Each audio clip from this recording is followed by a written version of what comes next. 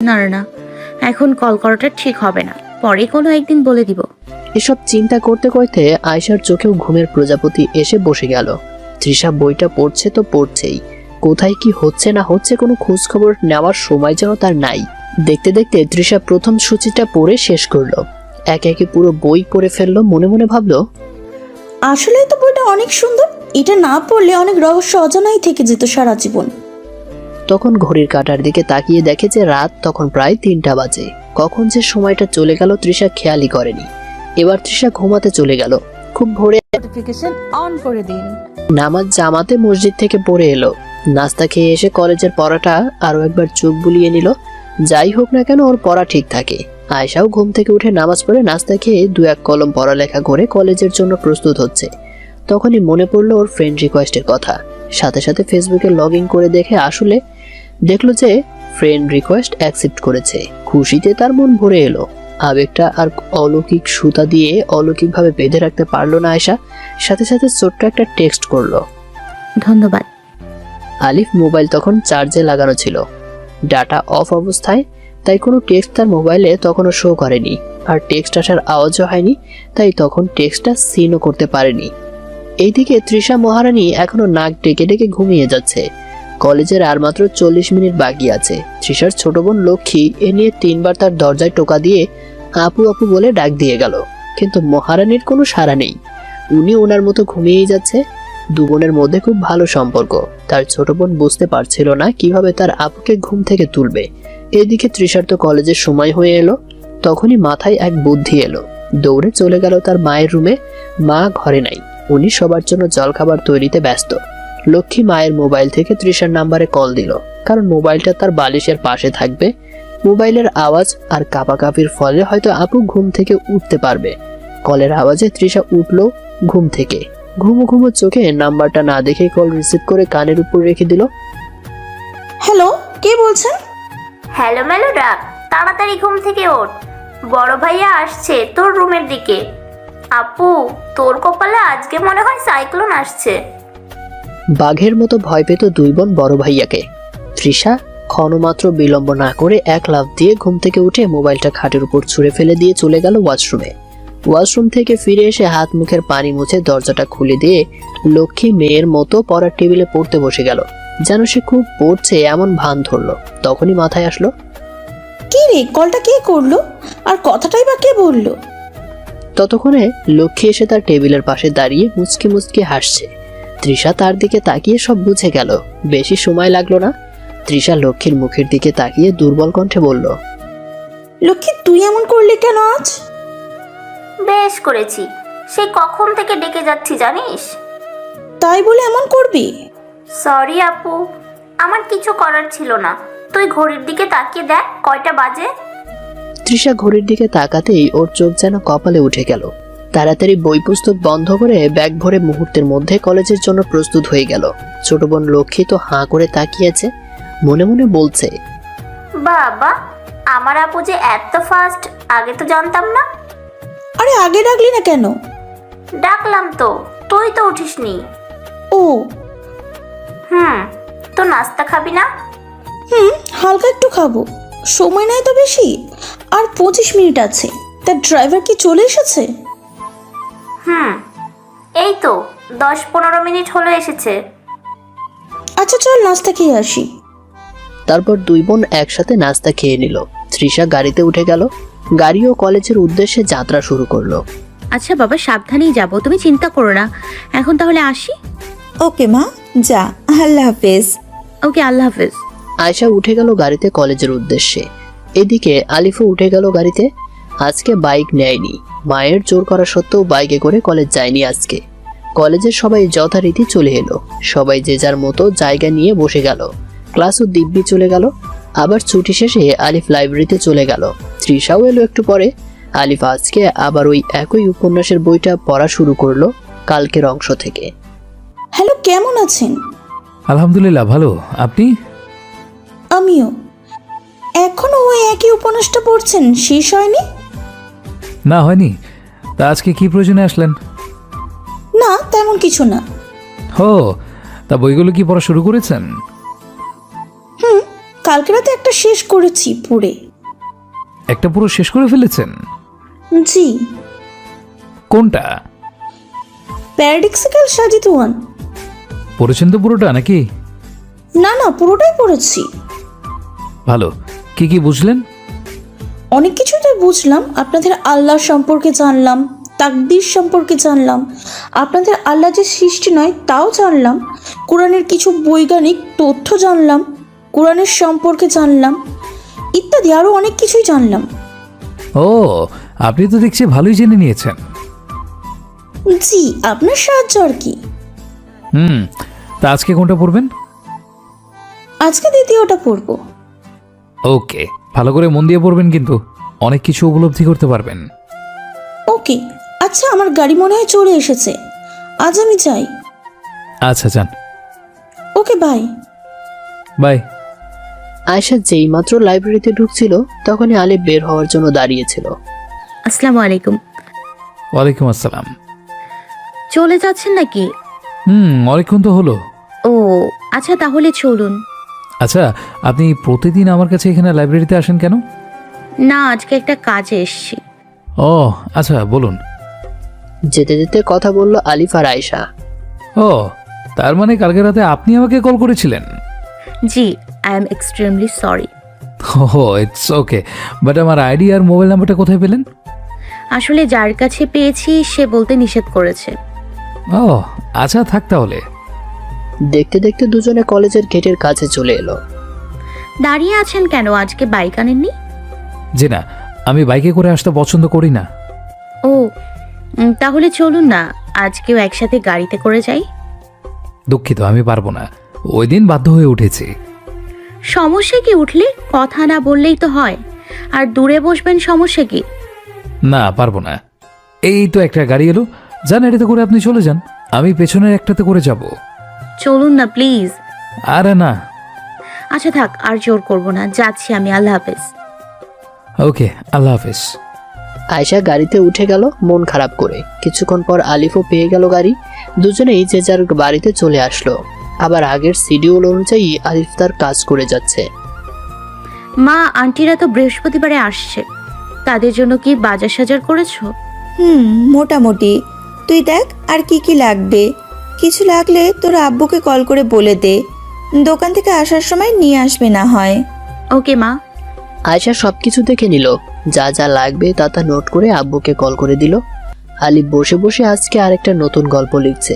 সবেমাত্র ভূমিকাটা শুরু করলো, তখনই তার মা এসে পাশে বসলো, বলল, বাবা কি করিস? এই তো মা, একটু লেখালেখি আর কি। ও ভালো, শোন তোকে একটা কথা বলবো, রাখবি? অবশ্যই মা, আমি কি তোমার কথা ফেলতে পারি? শোন, কালকে তো বৃহস্পতিবার, তাই ভাবছি কালকে যেহেতু তোর কলেজ তাড়াতাড়ি ছুটি হয়ে যাবে, তুই আমি আমাতুল্লাহ সহ আমরা একজনের বাসায় যাব তাকে দেখতে। কার বাসায়? আছে, সেটা না হয় সেখানে গেলেই দেখতে পাবি। আমি বুঝেছি। কি বুঝলি? তোমরা আবার আমাকে নিয়ে বিয়ের জন্য মেয়ে দেখতে যাবা, তাই তো? বিশ্বাস কর বাবা, এবারে যাকে দেখতে যাব না সে এত সুন্দরী যে মনে হয় না আর কোনোদিন এমন মেয়ে দেখেছিস তুই। শুধু সুন্দরীই নয়, যেমন মায়াবী চেহারা তেমনি তার চাল চলন, খুব পর্দা করে চলে। আমার মনে হয় না আজ পর্যন্ত তাকে কোনো বেগানা পুরুষ দেখেছে বলে। খুব দিনদারও, অনেক ভালো। আলিফ মনে মনে ভাবছে, কি রে বাবা, মা কি ওই দিনে ক্লাসে ছিল নাকি? তা নাহলে আমি আমার ভবিষ্যৎ জীবন সঙ্গিনী যে বিবরণ দিয়েছি তারপরে অনেকটাই তো আম্মুর বর্ণনার সাথে মিলে যাচ্ছে। কেন? নাকি কেউ আম্মুকে বলে দিয়েছে? ইত্যাদি চিন্তা করতে থাকলো সে। তখন জাহানারা বেগম তার কাঁধে হাত দিয়ে বলল, কি রে বাবা, কি ভাবছিস? না মা, তেমন কিছু না। তাহলে আমাদের সাথে তুই যাচ্ছিস তো না? কিন্তু মা, বিশ্বাস করো, আমার এখন একটু বিয়ে করতে ইচ্ছে করছে না। বুঝেছি, মরার আগেও তুই তোর মাকে কাঁদিয়ে যাবি, তাই তো? কাঁদা, আরো কাঁদা, যত পারিস কাঁদা। যখন মরে যাব তখন দেখবো কে তোর কাছে বারবার আসে বিয়ে করতে বলার জন্য। কথাটা বলেই জাহানারা বেগম অনিচ্ছা সত্ত্বেও কেঁদে দিলেন। আলিফ আর সইল না, বলল, আবার কেঁদে দিলে তো? কতবার বলেছি যে আমার সামনে যেন তোমার চোখ থেকে এক ফোঁটা অশ্রু না পড়ে। আলিফ হাত দিয়ে মায়ের চোখের পানি মুছতেছিল। আবার মা বলল, আমি কি করব? তুই তো বারবার আমাকে কষ্ট দিয়ে কাঁদাচ্ছিস। ওকে, আর কষ্ট দেব না। এখন কান্না বন্ধ করো তো দেখি। ওকে, যা বন্ধ করলাম। আর কখনো আমার সামনে কাঁদবেও না, মরার কথা বলবে না, ঠিক আছে তো? না, ঠিক নেই। কেন, আবার কি হলো? আগে বল, আমাদের সাথে যাবে কিনা? আলিফ কিছুক্ষণ ভেবে নিয়ে বলল, আচ্ছা ঠিক আছে, আমি যাব, তবে আমার পছন্দ না হলে হবে না, বলে দিচ্ছি। আলহামদুলিল্লাহ, অবশ্যই তোর পছন্দ হবে, দেখে নিস, অনেক ভালো মেয়ে। সেটা ওখানে গেলেই বোঝা যাবে। আচ্ছা, আমি চাই। আচ্ছা মা।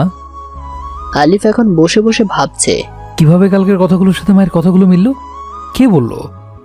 জিসান নয় তো? দাঁড়া, তাকে একটা কল করি। হ্যাঁ বল, কি সেবা করতে পারি? তোর সেবর খত কি লাই? আগে তুই আমার একটা প্রশ্নের সঠিক উত্তর দে। কি বল? কালকে যে আমি ক্লাসে আমার ভবিষ্যৎ জীবনসঙ্গিনীর বৈশিষ্ট্য কেমন হবে তা বলছিলাম, ওইগুলো কি তুই আমার আম্মুকে বলছিস নাকি? আরে পাগল নাকি তুই? আমি কেন বলতে যাব? কেন রে, কি হয়েছে?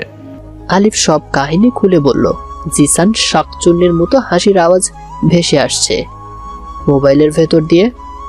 হে, তুই হাসছিস কেন? আমি সব বুঝে গেছি ব্রো। কি বুঝলি? আমার মনে হয় তোরা আর কাউকে না, কালকেই আয়েশাকে দেখতে তার বাড়িতে যাচ্ছিস। ভালো হবে, কিন্তু মেয়েটা অনেক ভালো। হেই, এটাও তোর ধারণা, আর আমি ধারণার উপর শির হয়ে কাজ করি না। কালকে ওখানে গেলে দেখতে পাবি আমার ধারণা সত্য না মিথ্যা। ওকে, দেখা যাবে। তো আমাকে নিবি না যাওয়ার সময়? অবশ্যই। তুই কালকে একেবারে তৈরি হয়ে কলেজে আসিস, একসাথে বাড়িতে এসে তারপর বাইকে আমরা যাব, ঠিক আছে? না, যাবো না আমি। কেন, কি হলো আবার? তুই তো আমাকে প্রথমে বলিসনি যাওয়ার জন্য। আমি বলার কারণে এখন আমাকে দাওয়াত দিচ্ছিস। আমি কি এতই ছেঁচড়া নাকি যে নিজের দাওয়াত চেয়ে তারপর যাবো? এত নাটক করিস না তো। আমাকে দাওয়াত দেওয়ার সময়টা দিয়েছিস তুই, আমি বলার আগেই তো তুই বলে ফেললি। আর তাছাড়া আজ পর্যন্ত তোকে ছাড়া কোনো মেয়ে দেখতে গিয়েছি আমি, বল? তা অবশ্য ভুল বলিসনি। আচ্ছা, আসবো। মনে থাকে যেন। ওকে ওকে, থাকবে। ওকে, এখন তবে রাখছি। আল্লাহ হাফেজ। আল্লাহ হাফেজ। বাকি 4টা বই ডাউনলোড করে তৃষা মনে মনে ভাবছে, দূর কিছু ভালো লাগছে না, এখনো 4টা বই পড়া বাকি আছে, এইদিকে এখন পড়তেও পারছি না। সবসময় শুধু ভেতরের একটা ভয়ই কাজ করে আসছিল, যেটার কারণে বাকি বইগুলো পড়ার সুযোগ পাচ্ছে না তৃষা। হঠাৎ তার মাথায় এলো যে পরশু তো শুক্রবার, কাজে বৃহস্পতিবার সারা রাত বাকি যা থাকবে সেগুলো পড়তে পারবো। যেহেতু পরের দিন ক্লাসের কোনো ঝঞ্ঝাট নাই, ভাবতেই তার মনটা ক্ষণিকের জন্য পুলকিত হয়ে উঠল। আয়েশার বিকেলের একটাই কাজ, হয় বাড়ির পাশের বাকি মেয়েগুলোর সাথে জমিয়ে আড্ডা দেওয়া, আর না হয় একটু ফেসবুকিং করা। তবে আজকে আর আড্ডা দেয়নি, ফেসবুকে লগ ইন করে চলে গেল আলিফের গল্পের আইডিটাতে। ওখানে গিয়ে কয়েকটা গল্প পড়া শুরু করে দিল। পড়তে পড়তে মাগরিবের আজানের আওয়াজও শুনতে পায়নি আয়েশা। মা এসে বলল, কি রে, মোবাইলে কি করছিস? মাগরিবের আজান তো দিয়ে দিল, নামাজ পড়বি না তুই? আজান দিয়ে দিয়েছে, কই আজান তো শুনলাম না। বাইরে তাকিয়ে দেখে সূর্যি মামা চলে গেছে। তার আলোর ছড়ানোর দায়িত্বটা দিয়ে গেছে চাঁদ মামার কাছে। সরি মা, খেয়াল করিনি, আসলে খুব সুন্দর একটা গল্প পড়ছিলাম তো, তাই আর কি। আচ্ছা হয়েছে, এখন অজু করে নামাজ পড়ে নে। ওকে মা, যাচ্ছি। আলিফ নামাজ পড়ে তার শিডিউল অনুযায়ী আজকেও সাকিনের কাছ থেকে মাসলা মাসাইল কিছু শিখে আবার বাড়িতে ফিরে এসে পূর্বের ন্যায় কলেজের পড়া পড়তে বসে গেল। আয়েশাও পড়তে বসলো। বসতে পারলো না শুধু তৃষা। তার চিন্তা কখন সে পিসিটা অন করে প্যারাডক্সিক্যাল সাজিদ 2 নম্বর বইটা পড়তে পারবে সেটা নিয়ে। চেয়ারে ঠিকই বসে আছে, কিন্তু মন রয়েছে তার পিসির ভেতরে। এই কারণে সে আজকে কলেজের কয়েকটা বিষয়ের পড়াও ঠিক করতে স্যারকে শোনাতে পারেনি। প্রকৃতির যথা নিয়মে এসার সময় শেষ হয়ে গেল। সবাই যে যার মতো কাজ চালিয়ে গেল। প্রতিদিনের ন্যায় আজকেও আলিফ ছাদের উপর গেল। গিয়ে তখন ডাটা অন করতেই দেখে আয়েশার আইডি থেকে সেই ভূমিকাহীন ক্ষুদ্র মেসেজ। একটু মুস্কি হাসলো সে, মেসেজটা সেন্ড করলো, বাট কোনো রিপ্লাই সে দিল না। একটু ঘুরে আবার রুমে ঘুমোতে চলে গেল। এইদিকে আয়েশা দেখে তার মেসেজটা সিন হয়েছে, কিন্তু কোনো রিপ্লাই আসলো না। তাই সেও আর আগ বাড়িয়ে কোনো মেসেজ দিল না, শুয়ে গেল। থ্যাংক গড, এবার আমি নিশ্চিন্তে বইটা পড়তে পারবো। বসে গেল পিসিটা অন করে। দ্বিতীয় বইটা শেষ না হওয়া পর্যন্ত সে বসা থেকে উঠল না। রাত 2টোর শেষের দিকে বইটা পড়া শেষ হলো। পিসিটা অফ করে শুতে চলে গেল তৃষা। শুয়ে শুয়ে বইয়ের পড়ার বিষয়গুলো ভাবছে। আর তার মন যেন আপনা আপনি জানান দিচ্ছে যে আসলে তো ইসলামই শ্রেষ্ঠ ধর্ম। তবে আমাকে বাকি বইগুলো না পড়া পর্যন্ত চূড়ান্ত সিদ্ধান্তে আসা ঠিক হবে না। ভাবতে ভাবতে ঘুম চলে এলো। তবে আজ সকালে তৃষা যথাসময়ে উঠতে পেরেছে, কালকে মোবাইলে অ্যালার্ম দেওয়ার কারণে। তাই নাস্তা খেয়ে কলেজের উদ্দেশ্যে সেই নির্ধারিত গাড়িতে উঠে গেল। আয়েশা নামাজ পড়ে নাস্তা খেয়ে এসে কলেজের পড়াটা দেখছিল। তখন তার মা এসে বলল, আয়শা মা, আজকে তোর কলেজে যাওয়া লাগবে না মা? কিন্তু কেন মা? আজকে তো ওনারা আসবেন, তো অনেক রান্না বান্না করতে হবে। আমি এক হাতে কিভাবে সব সামলাবো? তাই তুই কলেজে না গিয়ে আজকে আমাকে সাহায্য করবি। ওকে ঠিক আছে মা। আচ্ছা চল, এখন থেকে কেটে কুটে সবকিছু ঠিক করে রাখি, পরে রান্না করব। ওকে মা, চলো। আয়েশা চলে গেল মাকে সাহায্য করার জন্য। আচ্ছা মা, আসছি। ভাইয়া তাড়াতাড়ি আসিস কিন্তু। তোকে বলতে হবে না, আসবো। আচ্ছা সাবধানে যাস, আর বাইক সাবধানে চালাস। ওকে মা, চিন্তা করে না তো। আসছি, আল্লাহ হাফেজ। ফি আমানিল্লাহ। আলিফ বাইক নিয়ে বাড়ি থেকে বের হয়ে গেল। রাস্তায় ভাবছে, আজকে তো জিসানও আসবে আমার সাথে, তাই বাইক নিলাম। কিন্তু যদি বাইক দেখে তৃষা আবার উল্টাপাল্টা কিছু ভেবে বসে, আচ্ছা তুই দেখা হলে বুঝিয়ে বলবো না হয়। দেখতে দেখতে চলে এলো কলেজে। তৃষাও আসলো। তৃষা আলিফকে বাইকে দেখে চোখ ফেরাতে পারছে না। বাইকের সাথে তার টি শার্টটা হ্যাব্বি মানিয়েছে, কিন্তু আলিফ তৃষাকে দেখতে পায়নি। বাইকটা আজকেও লোকচক্ষুর আড়ালে রেখে আসলো। ক্লাসে যেতেই দেখে জিসান কালো একটা প্যান্ট আর সাদা একটা শার্ট পরে তার সেই দেওয়াল ঘেঁষা টেবিলে বসে আছে। কিরে, কেমন আছিস?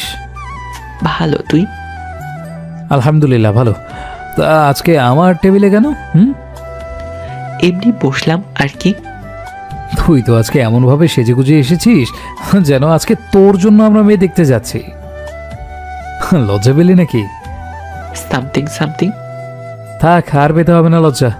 এখন বল, তুই নাকি কাকে পছন্দ করিস, কিন্তু তার সাথে তোর নাকি শুধু দেখা হলেই ঝগড়া হয়? তা কে সেই মহারানী শুনি? এই তুই কার কাছে শুনলি? আছে, একজনের কাছে শুনেছি, বলা যাবে না। তাহলে তো ওই মেয়ের নাম ও তুই জানিস, আবার জিজ্ঞেস করছিস কেন? আরে না, জানি না। যে বলেছে সে আমাকে মেয়েটার নাম বলেনি। ও থাক, শুনে আর কি হবে। কেন, কি হয়েছে? ওই মেয়ের কি বিয়ে হয়ে গেল নাকি?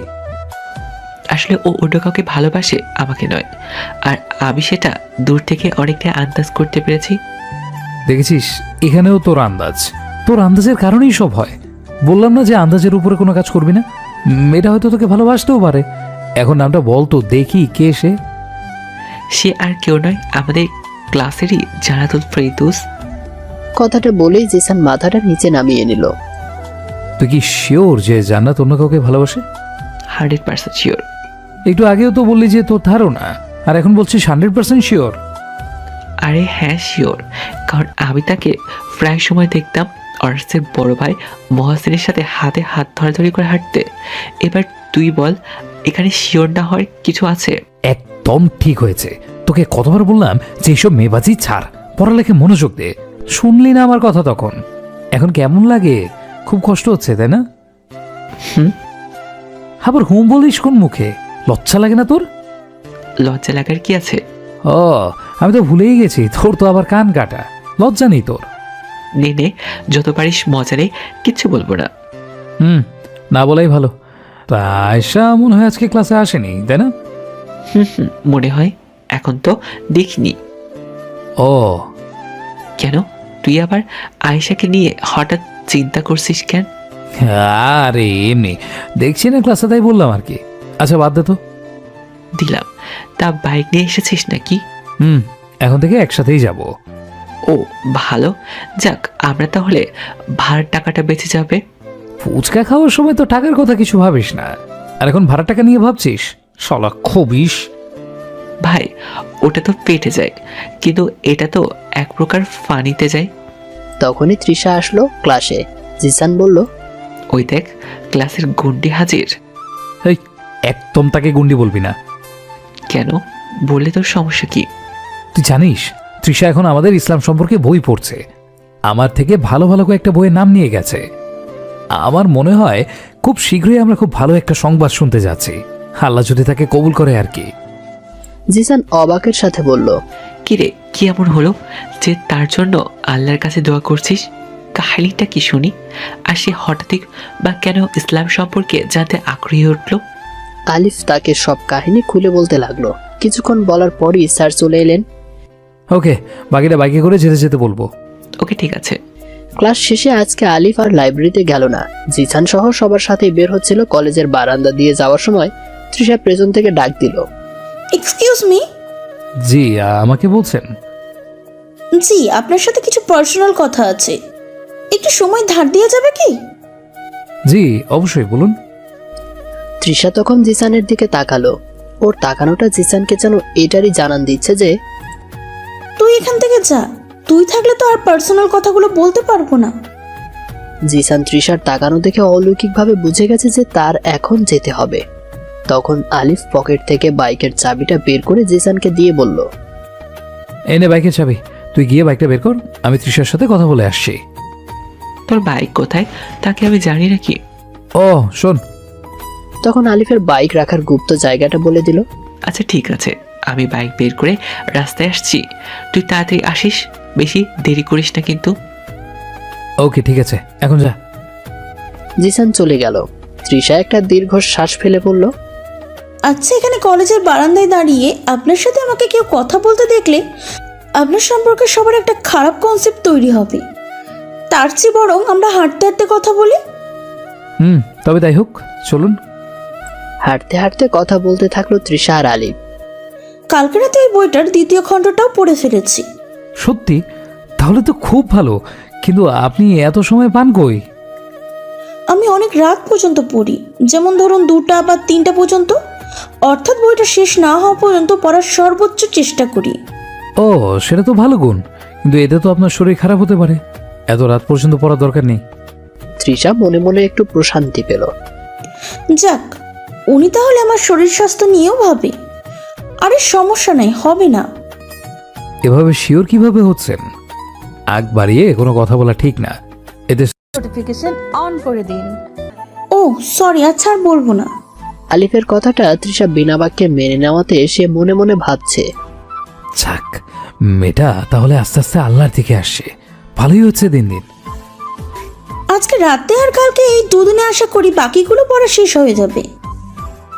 ইনশাআল্লাহ। ভালো, আপনার জন্য পুরস্কার আছে, কিন্তু মনে আছে তো? তৃষা একটু মুচকি হেসে জি ভালোই মনে আছে। মনে মনে বলছে, ওইটা কি আর ভোলা যায়? আচ্ছা, ইনশাল্লাহ অর্থ কি? আপনাকে প্রায় সময় এই কথাটা বলতে শুনেছি। এটা আরবি শব্দ, এর অর্থ হচ্ছে সৃষ্টিকর্তা যদি চান। ও, ভেরি ইন্টারেস্টিং মিনিং। জি, ইসলামে এরকম আরো অনেক ইন্টারেস্টিং বিষয় আছে, ধীরে ধীরে তাও জানতে পারবেন। ওকে, অবশ্যই জানাবো। ভালো। আচ্ছা, রাস্তায় তো চলে আসলাম, এবার আপনি যান। আর আমার গাড়িও চলে এসেছে, এখন তাহলে আসি। জি আসুন। ওকে, বাই। ওকে। তৃষা গাড়িতে উঠে গেল। গাড়িতে উঠে ঘাড় ঘুরিয়ে আলিফকে একটু অপলক দৃষ্টিতে দেখে নিল। আলিফের দিকে তাকালেই যেন ওর প্রশান্তির সন্ধান মেলে। ওই আলিফ, আর কোন দিকে তাকাচ্ছিস? আমি তো এখানে। জোরে জোরে দূর থেকে জিসান আলিফকে হাত নেড়ে নেড়ে ডাকছে। ও এই দিকে, আর আমি তোকে ওইদিকে খুঁজছি। জিসানের কাছে গিয়ে আলিফ বলল, কিরে, এখন কেন বাইক নিয়ে দাঁড়িয়ে আছিস? এখান দিয়ে দেখছিস না কতগুলো মেয়ে আসছে? আরে আসতে বল, দেখছিস না মেয়েদের সামনে একটা ভাব নিচ্ছি যেন বাইকটা আমার। আসতে বল, পরে তো আবার আমার বাণিজ্যটাই খাবি তুই। আজ বাইক নেই বলে তুই আমাকে এক প্রকার অপমান করছিস, তাই না? কে বললো তোর বাইক নেই? তোরে নেই রে তোর বাইক। হ্যাপি? কিছু না। ওকে, আচ্ছা তুই আজকে বাইক চালা, চল তাহলে। মাগো, আমি পারবো না। কেন? আরে আমি এখানে ঠিক করে চালাতেই পারি না। থাকতো তোকে নিয়ে আবার চালিয়ে যাব। ওখান থেকে বাইক আনতে তো আমার প্রায় ঘাম বেরিয়ে গেল। তাহলে তখন চাবি নিলি কেন? তোর দিশের সামনে বাইকের চাবিটা দিলি, তখন যদি বলতাম যে আমি বাইক পুরোপুরি চালাতে পারি না, তাহলে দিশের সামনে আমি তো লজ্জায় মরে যেতাম। তাই একটা ভাব নিলাম। হো রে বাটপার। অনেক। আচ্ছা এখন নাম, আমি চালাই। জিসান নামলো। আলিফ বাইকে বসেই বাইকটা স্টার্ট দিল। বাইকের সিলিন্ডার পাইপ দিয়ে কিঞ্চিত পরিমাণ ধোঁয়ার আবির্ভাব হলো। জিসান পেছনে উঠে বসলো। পেছনে তার ক্লাসের যে সকল মেয়েরা আসছিল তারা তো বাইকের লুকিং ক্লাসে আলিফকে দেখে বলল, বল এবার তিশা সম্পর্কে। আলিফ তাকে বিস্তারিত খুলে বলল, ওরে শালা কি খবর শোনালি তুই আমাকে? ও তো খুব ভালো কথা। আল্লাহ যদি কবুল করে আর কি। কথা বলতে বলতে তারা বাড়ির গেটের সামনে চলে এলো। বাইকটা আর বাড়ির ভেতরে নিল না, বাইরেই লক করে দাঁড় করিয়ে রাখলো। যেহেতু একটু পরেই তারা আয়েশাদের বাড়িতে যাবে, দুজনেই নেমে বাড়িতে ঢুকলো। ভাইয়া এতক্ষণ লাগে তোর আসতে? বেশি দেরি হয়ে গেল নাকি? কই খেয়াল করিনি তো। অনেক দেরি করে ফেলেছিস তুই। এখন যা তো, তাড়াতাড়ি ফ্রেশ হয়ে নে, আমি তোর জামা কাপড় পছন্দ করে দেব। থাক হয়েছে, লাগবে না অত আদিক্ষেতা। আমার জামা কাপড় আমি সিলেকশন করতে পারবো।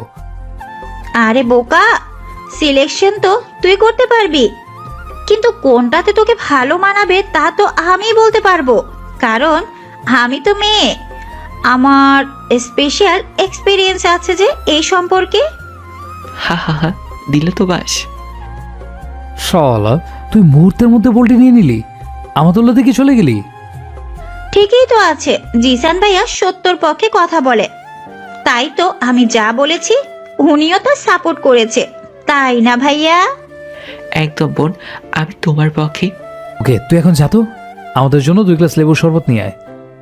আমারটার মধ্যে কিন্তু চিনি কম দিস, লেবু বাড়িয়ে দিস। আর জিসান তোরটার মধ্যে কেমন দেবে? আমাতুল্লাহ যেভাবে ভালো লাগে বানিয়ে আনুক, আমি ওভাবেই খাবো। আমাতুল্লাহ আলিফকে উদ্দেশ্য করে বলল, জিসান ভাই কি তোর মতো নাকি যে এটা দিস না, ওটা দিস, ওটা বাড়িয়ে দে, ওটা কমিয়ে দে, ইত্যাদি ইত্যাদি বলতো? জিসান মুস্কি মুস্কি হাসছে। আলিফ দেখে ফেরোজ হয়ে আছে, মনে মনে বলছে, ওরে জিসান তোর তো আজ খবর আছে, খালি রুমে আয় আজকে। অনেক হয়েছে, এখন যা তুই, তাড়াতাড়ি নিয়ে আয়। যত দেরি করবি ততই ওখানে দেরিতে পৌঁছবি। ওকে ওকে যাচ্ছি, তুই ফ্রেশ হ। তারপর জিসান আর আলিফ রুমে চলে গেল। রুমে ঢোকার সাথে সাথে জিসান রাক্ষসী রানী কটকটির মতো হাসতে হাসতে খাটে পড়ে গেল। তার মুখে যেন অ্যাটম বোমার মতো হাসিগুলো আটকানো ছিল। যেই না রুমে আসলো তখনই তার মুখের অ্যাটম বোমার হাসিটা বিস্ফোরণ হলো। তবে রে দাঁড়া তুই। খাটের উপর এক লাফ দিয়ে উঠে যেখানে যেভাবে পেরে উড়োধুরো কিলখুশি দেওয়া শুরু করলো আলিফ। ওহ ব্যথা পাচ্ছি তো দোস্ত। কি তুই আমার দোস্ত? তুই তো a friend in need is a friend in deed. স্টোরিটার ওই স্বার্থপর বন্ধুটার মতো একটু আগেই আমার সাথে আচরণ করলি। তুই আমাকে কি নাকানি চুবানি টেনে খাওয়ালি আমাতুল্লার সামনে? কোথায় তুই আমাকে সঙ্গ দিবি তা না করে তুই আমাতুল্লার দলে যোগ দিলি। তো কি করব বল, আমি যদি তোর দিকে থাকতাম তাহলে তো আমার বোনটার চোখে আমি খারাপ হয়ে যেতাম। দেখলি না কিভাবে আমার প্রশংসা করলো, তাই তো তার দল চলে গেলাম। একদম বাজে কথা বলবি না। ততক্ষণে মা এসে দরজায় দাঁড়িয়ে, কি রে মেহেদি, বাবাকে মারছিস কেন? আন্টি আমাকে বাঁচান প্লিজ। আমি একটু আগে আমাতুল্লার পক্ষ নেওয়াতে আলিফ আমাকে কি কুত্তার পিটানি না পিটালো। কি রে, এটা কি শুনছি আমি? তুই ওকে মারলি কেন? তো কি আদর করব? মেহমানকে বাড়িতে ডেকে এনে কেউ মারে? সরি মা, আর হবে না। হয়েছে, তাড়াতাড়ি ফ্রেশ হয়ে নে, আমরা সবাই তৈরি হয়ে গেছি, সেই কখন থেকে তোর জন্য ওয়েট করছি। ওকে মা, হচ্ছি। মা চলে গেল। তুই আবার মায়ের সামনেও আমাকে অপমান করলি। জিসান কলারটাতে ঝাঁকি দিয়ে বলল, বেশি কথা বলবি না, যা ফ্রেশ হয়ে আয়, না হলে কিন্তু এখন আন্টিকে ডাকবো আবার। কিছু না বলে ওয়াশরুমে চলে গেল। জিসান বসে বসে মোবাইলে ফেসবুক চালাচ্ছে। একটু পর আমাতুল্লাহ এলো শরবত নিয়ে। জিসান ভাইয়া আসবো? আরে আসো আসো। ভাইয়া কই? এখনো ওয়াশরুম থেকে বের হয়নি। যাক ভালোই হলো, আপনার সাথে একটা গুরুত্বপূর্ণ কথা আছে। জিসান তো কৌতূহল হয়ে বলল, কি কি শুনি। আমরা ওখানে গিয়ে ভাইয়াকে আয়েশা আপ্পির সামনে জব্দ করব, কেমন? জিসান বলল, তার মানে আমার আন্দাজে ঠিক। কি ভাইয়া? আয়েশাকে নিয়ে কনফিউজ ছিলাম। আলিফ বলেছিল যে তোমরা নাকি আয়েশাকে নয় অন্য কাউকে দেখতে যাচ্ছ, কিন্তু এখন তো শিওর হয়ে গেলাম যে আমরা তাহলে আয়েশাকেই আলিফের জন্য দেখতে যাচ্ছি। ও আপনি জানতেন না এটা? না। তাহলে প্লিজ ভাইয়াকে এখন এই কথাটা বলবেন না, কেমন? আলিফ ওয়াশরুম থেকে বের হয়ে এসে বলল, কি কথা আমাকে না বলার জন্য বলছিস? হ্যাঁ, কিছু না ভাইয়া। বলবি নাকি চুলটা না খাবি? আরে তেমন কিছু না। আলিফ আমতুল্লাহর চুল ধরে বলল। এবার বলবি নাকি শাস্তির মাত্রা আরো বাড়াতে হবে? তখন যেটা ঘটলো সেটার জন্য জিসান, আলিফ এবং কি আমতুল্লাহ মোদ্দা কথা কেউই প্রস্তুত ছিল না। দরজার সামনে থেকে কেউ একজন বলে উঠল, এই যে আমার কলিজারা, কি করছো তোমরা? আব্বু তুমি? আব্বু। হ্যাঁ, দরজার সামনে দাঁড়িয়ে কথাগুলো বলল আলিফ আর আমতুল্লাহর বাপ জনাব আব্দুর রহিম। উনি কালকে রাতেই দুবাই থেকে বাড়ির উদ্দেশ্যে প্লেনে উঠেছেন। কাউকে বিষয়টা জানাননি, তবে শুধু তার প্রিয়তমা স্ত্রী সেটা জানতো। তাকে বলতে বারণ করে দিয়েছিল, তাই তিনি কাউকে বলেননি। আব্দুর রহমান প্রতিবার বাড়িতে ধুম করেই চলে আসেন, কোনো আগাম বার্তা ছাড়া। ঝড় তুফান আসলেও তো খবরের তার কিছু আগাম বার্তা পাওয়া যায়, কিন্তু ওনার আসার কোনো আগাম বার্তা কেউই বলতে পারে না, তার স্ত্রী ছাড়া। কি কেমন দিলাম চমকে সবাইকে? বাবা পুরো চমকে দিয়েছো। হার্টে রোগী হলে তো মনে হয় আমি মারাই যেতাম। আমার কথা কি আর বলবো, আমি নিজের চোখে বিশ্বাস করাতে পারছি না। এই ভাইয়া আমাকে একটা চিমটি কাটতো, দেখি স্বপ্ন দেখছি নাকি বাস্তবে দেখছি। ওকে, চিমটি কাটতে হবে না এখন। এখন বলো তোমরা সবাই কেমন আছো? আলহামদুলিল্লাহ ভালো আছি। তুমি কেমন আছো বাবা? আমিও আলহামদুলিল্লাহ ভালোই আছি। আম্মু তুমি কেমন আছো? আমিও আলহামদুলিল্লাহ ভালো আছি আব্বু। যাক, ভালোই হলো তাহলে। জিসানের দিকে তাকিয়ে আব্দুল্লাহর আব্বু বলল, তুমি কে বাবা? বাবা ওর নাম জিসান, আমার বেস্ট ফ্রেন্ড, একসাথেই পড়ি। ভালো তো। তা কেমন আছো বাবা? জি আঙ্কেল, আলহামদুলিল্লাহ ভালো আছি। আপনি কেমন আছেন? আমিও ভালো। তাহলে তুমিও যাবে আমাদের সাথে? দুঃখিত আঙ্কেল, বুঝতে পারিনি। মানে তুমিও কি আমাদের সাথে আলিফের জন্য মেয়ে দেখতে যাবে? জিসান ভ্যাবাচাকা খেয়ে গেল। জিজ্ঞাসু চোখে আলিফের দিকে তাকিয়ে চোখ দিয়ে বুঝিয়ে দিল। কিরে বেটা, তোর আবু কিভাবে জানে যে আমরা আজকে মেয়ে দেখতে যাবো? আলিফও অদৃশ্যভাবে জিসানের চোখের ভাষা বুঝে তার চোখগুলো তার আব্বুর দিকে ফিরিয়ে বলল, বাবা তুমি কিভাবে জানলে যে আমরা আজকে মেয়ে দেখতে যাচ্ছি? আমাতুল্লাহ জিজ্ঞাসু দৃষ্টিতে তার বাবার দিকে তাকিয়ে আছে। আমি সব জানি, আর তাই তো কালকে ঈদ ছুটি নিয়ে তাড়াতাড়ি রাতেই রওনা দিয়েছি। আবার একমাত্র ছেলের বিয়ে, তার জন্য পাত্রী দেখতে যাচ্ছে। আমি সাথে গেলে হয়? হ্যাঁ, সাথে না গেলে হয়? কিন্তু তুমি কিভাবে জানলে যে আমরা আজকেই যাচ্ছি? নিশ্চয়ই মা বলেছে। Exactly my dear daughter. তোদের ভাই আমাকে সব বলেছে। আমাদের প্ল্যান অনুসারে তো আজকে সব আয়োজন। কিন্তু তুমি আমার বিয়ের জন্য কি তাহলে শুধু বাংলাদেশে আসলে? অবশ্যই বাবা, তোর বিয়েতে তোকে সঙ্গ দেওয়ার জন্যই তো আমার আশা। কিন্তু তুমি কিভাবে এত শিওর হলে যে আমরা আজকে যাকে দেখতে যাচ্ছি তার সাথে বিয়ে হবে? অবশ্যই হবে, কারণ ওই মেয়ে যে লাখে একটা, অমন মেয়ে তো হাতছাড়া করতে নেই। কিন্তু আমার যদি পছন্দ না হয় তখন? পছন্দ তোর হতেই হবে, কারণ যেখানে আমার আর তোর মায়ের পছন্দ হয়ে গেছে সেখানে তোর কি আর না পছন্দ হয়ে থাকতে পারে? তুমি কি মেয়েকে দেখেছো নাকি? অবশ্যই দেখেছি, তাই তো বলছি। মেয়ের নাম কি, বাড়ি কোথায়? না না, তা তো বলা যাচ্ছে না, ওটা ওখানে গেলেই দেখতে পাবে বেটা। ঠিক মতে আছে, বলবেন আব্বু? কি বললি? আবার খাবি মায়ের? আব্বু থাকতে তুই আমার গায়ে তো টোকাও দিতে পারবি না। আমাকে রক্ষা করার জন্য আব্বু চলে এসেছে। এতদিন তো একটু একটু মায়ের আড়ালে আমাকে মেরেছিস, আজকে থেকে আর পারবি না। তবে রে দাঁড়া তুই। দিল এক দৌড়। মায়ের ভয়ে আমতুল্লাহ ভুলেই গেছে যে আব্বু তো সামনেই আছে, সে কেন ভয় পাচ্ছে। আশপাশ চিন্তা না করে আমতুল্লাহ পালিয়ে গেল। এক দৌড়ে রুমে চলে এলো, দরজা বন্ধ করে দিল। বাহির থেকে আলিফ দরজা ধাক্কাচ্ছে আর বলছে, এই দরজা খোল, খোল বলছি। তুই এখান থেকে যা তো, ডিস্টার্ব করিস না। খুলবি নাকি ভেঙে ফেলবো? পারলে ভেঙে দেখা। আলিফের কি আর করার, দরজার সাথে তো আর পারবে না সে। নিরুপায় হয়ে আবার রুমের দিকে হাঁটা ধরলো। যাওয়ার সময় বলে গেল, আজকে শুধু বাইরে আয়। আরে দূরে যা তো, তোর এই ডায়লগ শুনতে শুনতে অভ্যস্ত হয়ে গেছি। পারলে নতুন ডায়লগ মার। আলিফ তার বাবাকে লক্ষ্য করে বলল, বাবা আজকের জন্য বেঁচে গেল তোমার মেয়ে। আমি বড়ই মজা পেলাম। এখনো তোরা আগের মতোই রয়ে গেছিস। হুম। আচ্ছা, তুই তাড়াতাড়ি তৈরি হতো। এখন আমি তোর মায়ের সাথে দেখা করে আসছি। না হয় আজকে আমার কপালে শনি আছে। হা হা হা, যাও যাও। ওকে। চলে গেলেন উনি। জিসান তার চলে যাওয়া দেখে বলল, তোর বাবা অনেক ভালো, কি সুন্দর কি করে ফ্রি মাইন্ডে কথা বলে তোদের সাথে। আমার বাবা এমনই, বন্ধুর মতোই আমার সাথে মিশে। আমার কাছে সব দুঃখ কষ্ট শেয়ার করে। মায়ের সাথে রাগ করলে বা মা যদি তাকে বকাও দেয়, তাও আমার কাছে বলে। আমিও সব বলি আব্বুকে।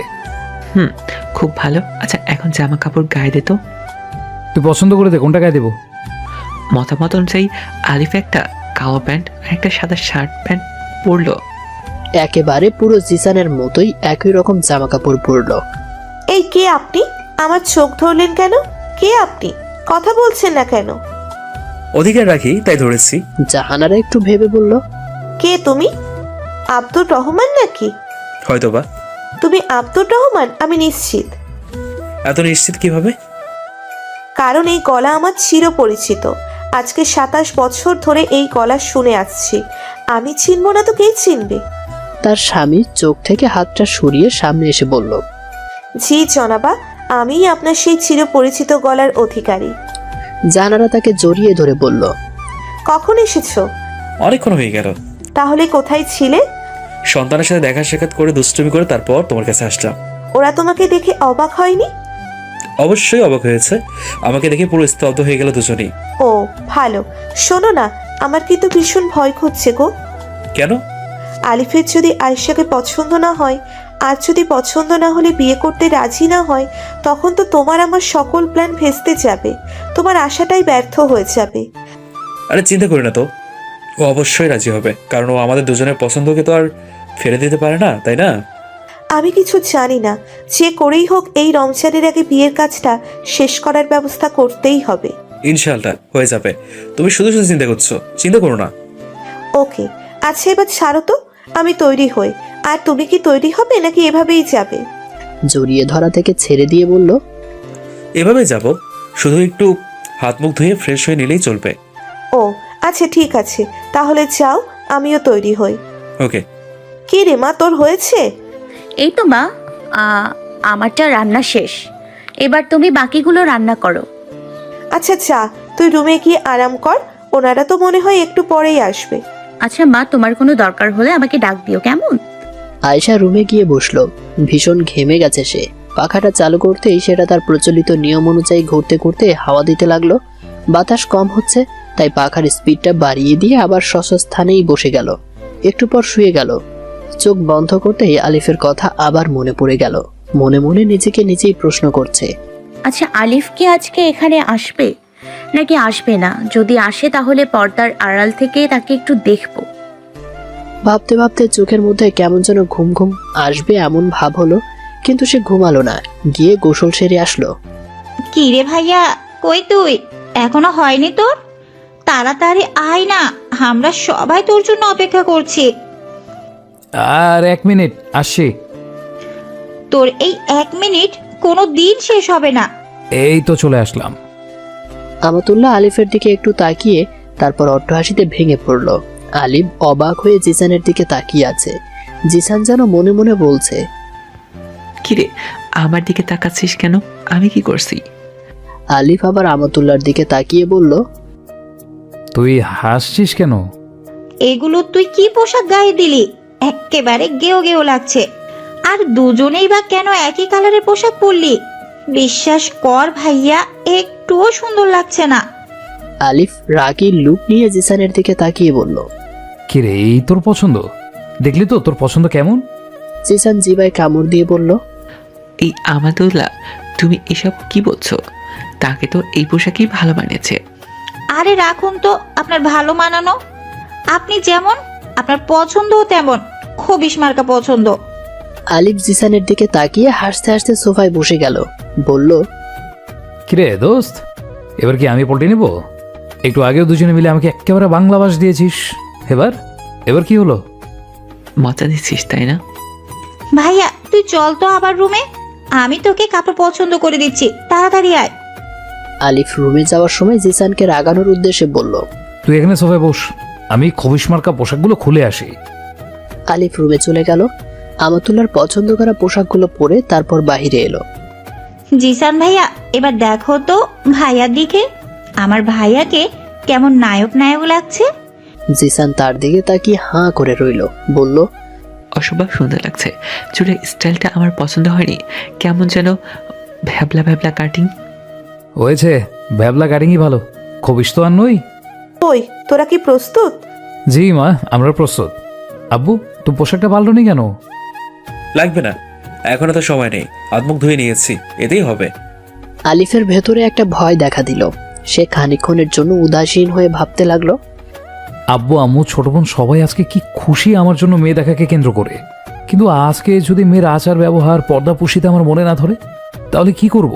কিভাবে বাবা মাকে নিরাশ করে দিয়ে তাদের মুখ থেকে এই হাসিটা ছিনিয়ে নিয়ে আমি না করব? বাবা কাঁধে হাত দিয়ে বলল, কি ভাবছিস বাবা? কই, এমন কিছু না। আমার থেকে লুকাবি? আচ্ছা বাবা, লুকাবো না। আমি তোমাকে ওখান থেকে ফিরে এসে সব বলবো, কেমন? আচ্ছা ঠিক আছে। তোরা দুজন কি বাইকে করে যাবি নাকি আমাদের সাথে যাবি? না বাবা, বাইক। ও ভালো। আচ্ছা তাহলে বাইরে গিয়ে বাইক মুছে রেডি কর, আমরা বের হই। ওকে মা। সবাই গাড়িতে উঠে গেল। আমাতুল্লাহ ড্রাইভারের সাথেই সামনে বসলো। তার এইটা একটা জিদও, কখনো গাড়ির পেছনে বসবে না। এতে কেউ মারুক বা বাঁচুক, এটা তার দেখার বিষয় না। তার জন্য সামনের সিটটা খালি রাখতেই হবে। এই সিটটার জন্য আলিফের সাথেও আমাতুল্লাহর কম যুদ্ধ হয়নি। তারপরেও আমাতুল্লাহই বসতো, সেই সুবাদে আজকেও বসলো। কই তুই? বাইকে ওঠ, তারা তো সামনে চলে গেল। উঠছি তো বাবু। বাইক চালু করতেই জিসান বলল, কিরে, তখন তোকে চিন্তিত দেখালো কেন? কি হয়েছিল? তাকে কাহিনীটা খুলে বলল আলিফ।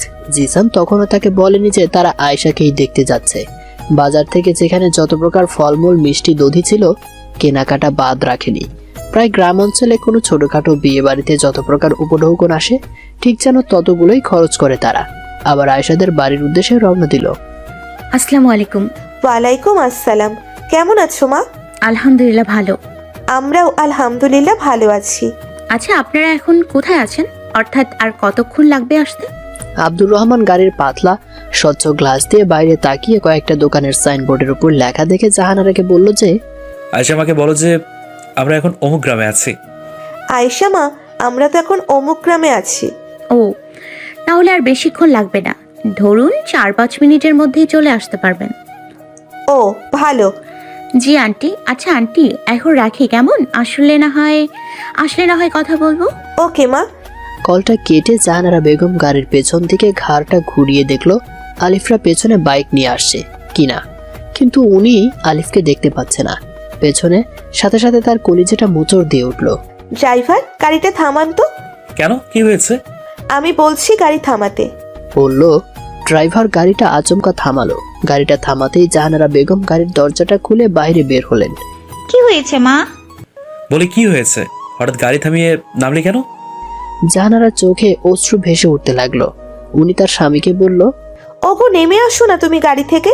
দেখো না আলিফ আর জিসানকে তো অনেকক্ষণ ধরে পিছনে দেখছি না, এখনো আসার কোনো নামগন্ধ নাই। আব্দুর রহমানের মনে পড়ল। আসলে তো ওরা কোথায়? উনিও গাড়ি থেকে নেমে জাহানারা বেগমের পাশে দাঁড়ালেন। একটু পর আমাতুল্লাহ নামলো। একসাথে আলিফ আর জিসানের আসার পথ পানে তাকিয়ে আছে। জাহানারা বেগম কাঁদতে কাঁদতে বলল, ওগো যে করেই হোক তুমি আমার খোকাকে আমার কোলে ফিরিয়ে দাও। আরে তুমি অস্থির হচ্ছ কেন? ইনশাল্লাহ ওদের কিচ্ছু হবে না। জাহানারা এবার অঝরে কাঁদতে শুরু করলো। তার স্বামী পকেট থেকে মোবাইলটা বের করে আলিফের নাম্বারে কল দিল। রিং হচ্ছে, কিন্তু কল রিসিভ হচ্ছে না। এবার সকলের ভিতরে ভয়টা যে বাঘের মতো হুঙ্কার দিয়ে উঠল। আমাতুল্লাহ চোখে ঝাপসা দেখতে শুরু করলো। মানে আমাতুল্লাহর চোখেও পানি আসলো, তবে তার অশ্রু চোখের 2 কুল দ্বারা বান দেওয়া ছিল, তাই তার চোখের পানি তখনও সেই বান অতিক্রম করে গড়িয়ে পড়েনি। তবে আব্দুর রহমান শক্ত হয়ে আছেন। ওনার বিশ্বাস কিছু হয়নি আর হবেও না। এবার আমাতুল্লাহর অশ্রু সেই বান অতিক্রম করে গড়িয়ে পড়ে গেল, তবে সেটা আনন্দের। ওই তো ভাইয়ারা আসছে। কই কই? মা, আগে চোখের পানি মুছো, চোখের পানির কারণে দেখতে পাচ্ছ না। আলহামদুলিল্লাহ। জাহানারা আলিফকে দেখে কাঁদতে কাঁদতে জায়গা থেকে সামনের দিকে দৌড়ে যাচ্ছে তার বাইকের কাছে। তার মন মানছে না। তার মন চাইছে খোকাকে একবার জড়িয়ে ধরে বলুক যে, এই তো আমি আবার হারানো মুক্ত পেয়েছি। আলিফ তার মাকে দৌড়ে আসতে দেখে ভীষণ অবাক হলো। মনে মনে ভাবছে, খারাপ কিছু হয়নি তো? বাইক এসে মায়ের কাছে থামলো। কি হয়েছে মা? জাহানারা কোনো কথা না বলে আলিফকে জড়িয়ে ধরে আবার অজোরে কাঁদতে শুরু করলো। আরে মা, হয়েছে কি তা তো বলবে। আর এইভাবে গাড়ি দাঁড় করিয়ে দৌড়ে এসে আমাকে ধরার কারণ কি? জাহানারা বেগম কাদার কারণে কথা বলতেই পারছে না। আসলে পৃথিবীর সকল মাগুলোর নিষ্পাপ ভালোবাসাগুলো এমনই হয়, উদ্দেশ্যহীনভাবে ভালোবাসে তারা তাদের সন্তানদেরকে। আর তোমাকে কতবার বলেছি না যে কাঁদবে না, বিশেষ করে আমার সামনে তো একদমই না। বলো তো কি হয়েছে? আলিফ আর জিসান বাইক থেকে নেমে মায়ের সাথে হাঁটছে তাদের গাড়ির দিকে। আর হাঁটতে হাঁটতে মা সব ঘটনা খুলে বলল। গাড়ির সামনে যাওয়ার পর, তোরা কই ছিলি এতক্ষণ? রাস্তাতেই তো ছিলাম, হঠাৎই বাইকটা বন্ধ হয়ে যায়, তাই আসতে একটু দেরি হচ্ছিল। ও, তো কল ধরিসনি কেন? কল দিয়েছো নাকি? কই, শুনিনি তো। আলিফ পকেট থেকে মোবাইলটা বের করে দেখে বাবার নাম্বার থেকে 7টা কল, মায়ের মোবাইল থেকে 3টা। সরি বাবা, এই দেখো মোবাইলটা সাইলেন্ট করা ছিল। আসলে ক্লাসে যাওয়ার আগে যে সাইলেন্ট করেছিলাম আর ধরিনি। ওকে বাবা, ইটস ওকে। কিন্তু তোর মাকে দেখ, কাঁদতে কাঁদতে বেহুশ হওয়ার মতো অবস্থা। সরি মা, আর এমন ভুল হবে না। তুই কবে একটু শান্তি দিবি মাকে? না করছিস বিয়ে, না শুনছিস মায়ের কোনো কথা। আলিফ মনে মনে বলে, ওরে বোন, তুই তো দেখছিস সুযোগ বুঝে কোপ মারছিস। থাক, এখন রাস্তায় তোকে আর কিছু বললাম না। এবার বন্ধ করো না কাঁদা, আমার কিন্তু আর ভালো লাগছে না। আবার যদি কাঁদো একদম আমি বাড়িতে ফিরে যাবো বলে দিলাম। তাড়াতাড়ি কান্না বন্ধ করো। সবকিছু ঠিকঠাক মতো করে আবার তারা আয়েশাদের বাড়ির উদ্দেশ্যে রওনা দিল। তবে এবার গাড়ির সামনে আলিফ বাইকে যাচ্ছে। তার মাই বলেছে সামনে থাকতে, যাতে কোনো সমস্যা হলেও তাকে দেখতে পারে। আয়েশাদের বাড়ির গেটের কিছু দূরে কিছু দোকানের সামনে বাইক আর গাড়িটা থামলো। দোকানের দোকানদার থেকে শুরু করে ক্রেতারা পর্যন্ত হা করে তাকিয়ে আছে। সবার মুখে যেন একই প্রশ্নের প্রতিচ্ছবি ভাসছে যে, বাবা এরা কারা আর এখানেই বা দাঁড়ালেন কেন? আলিফ বাইক থেকে নেমে জিশানকে বলল, চল তো দোকানের লোকগুলোকে জিজ্ঞেস করি যে বাড়িটা কোন দিকে। তারা বাড়ির নাম বললে কিছু লোক বললো। আপনারা চলে এসেছেন? হাত উঁচু করে দেখিয়ে দিল যে, ওই যে দেখছেন বাড়ির গেট, ওটাই ওই বাড়ি। ধন্যবাদ আঙ্কেল। সবাই একসাথে বাড়িতে ঢুকলো। আয়েশার আব্বু এসে তাদের সাথে কুশলাদি বিনিময় করে রুমে নিয়ে গেলেন। সাথে এতগুলো জিনিসপত্র আনাতে বাড়ির সবাই মোটামুটি অবাক হলেন। সবাই যে যার মনকে প্রশ্ন করছে, কি রে বাবা, এত জিনিসপত্র আনার কারণ কি? আপু আপু তারা সবাই এসে গেছে। সত্যি? হুম। আচ্ছা, তুই আপুকে আরেকটা কাজ করে দিতে পারবি? কি বলো? ওদের ওখানে গিয়ে দেখ তো দাড়িওয়ালা একজন ছেলে এসছে কিনা সুন্দর করে। আমরা আসার সময় দেখছি ওনাকে। সত্যি এসছে? হুম আপু, সত্যি এসেছে। আচ্ছা, এই নে তোর পুরস্কার, এবার যা। আয়েশা তার রুমে পায়চারি করছিল আর ভাবছিল, আলিফ তো এলো, কিন্তু তাকে দেখবো কিভাবে?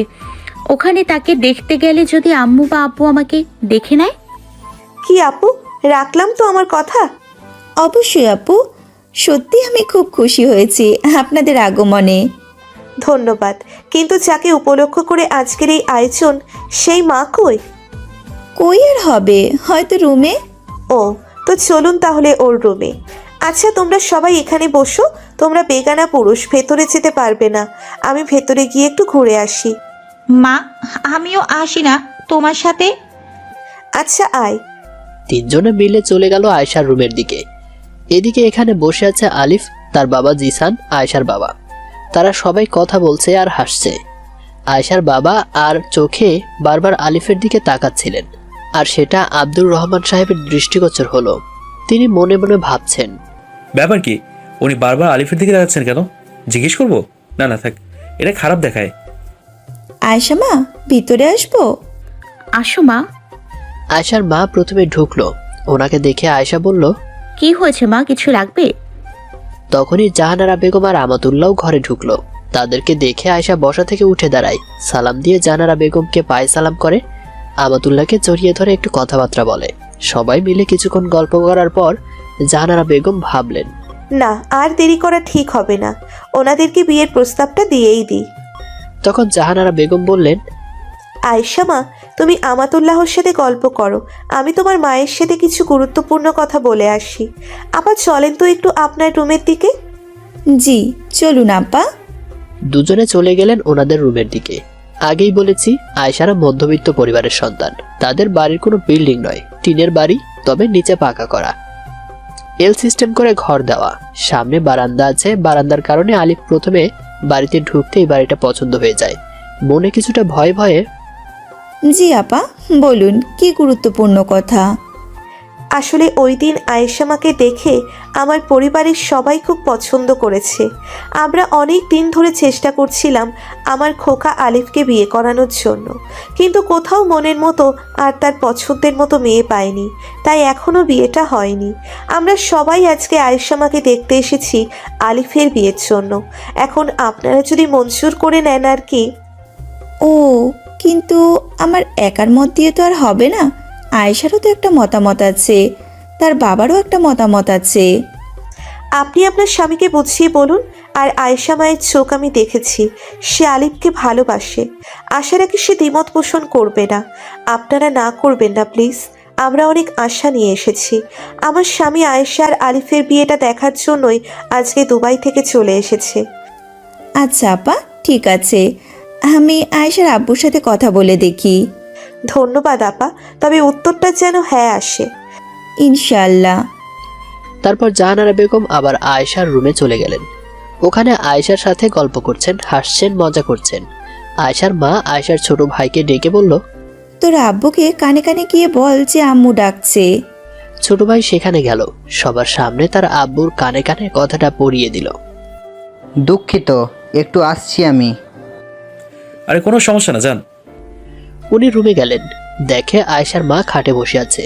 তার পাশে বসে কাঁধে হাত দিয়ে বলল, কি গো, কেন ডাকছো? কোনো সমস্যা হলো নাকি? না, তাহলে? ওনারা ওনাদের একমাত্র সন্তান আলিফের বিয়ের জন্য আয়েশামাকে দেখতে এসেছে আর প্রস্তাব নিয়ে এসেছে।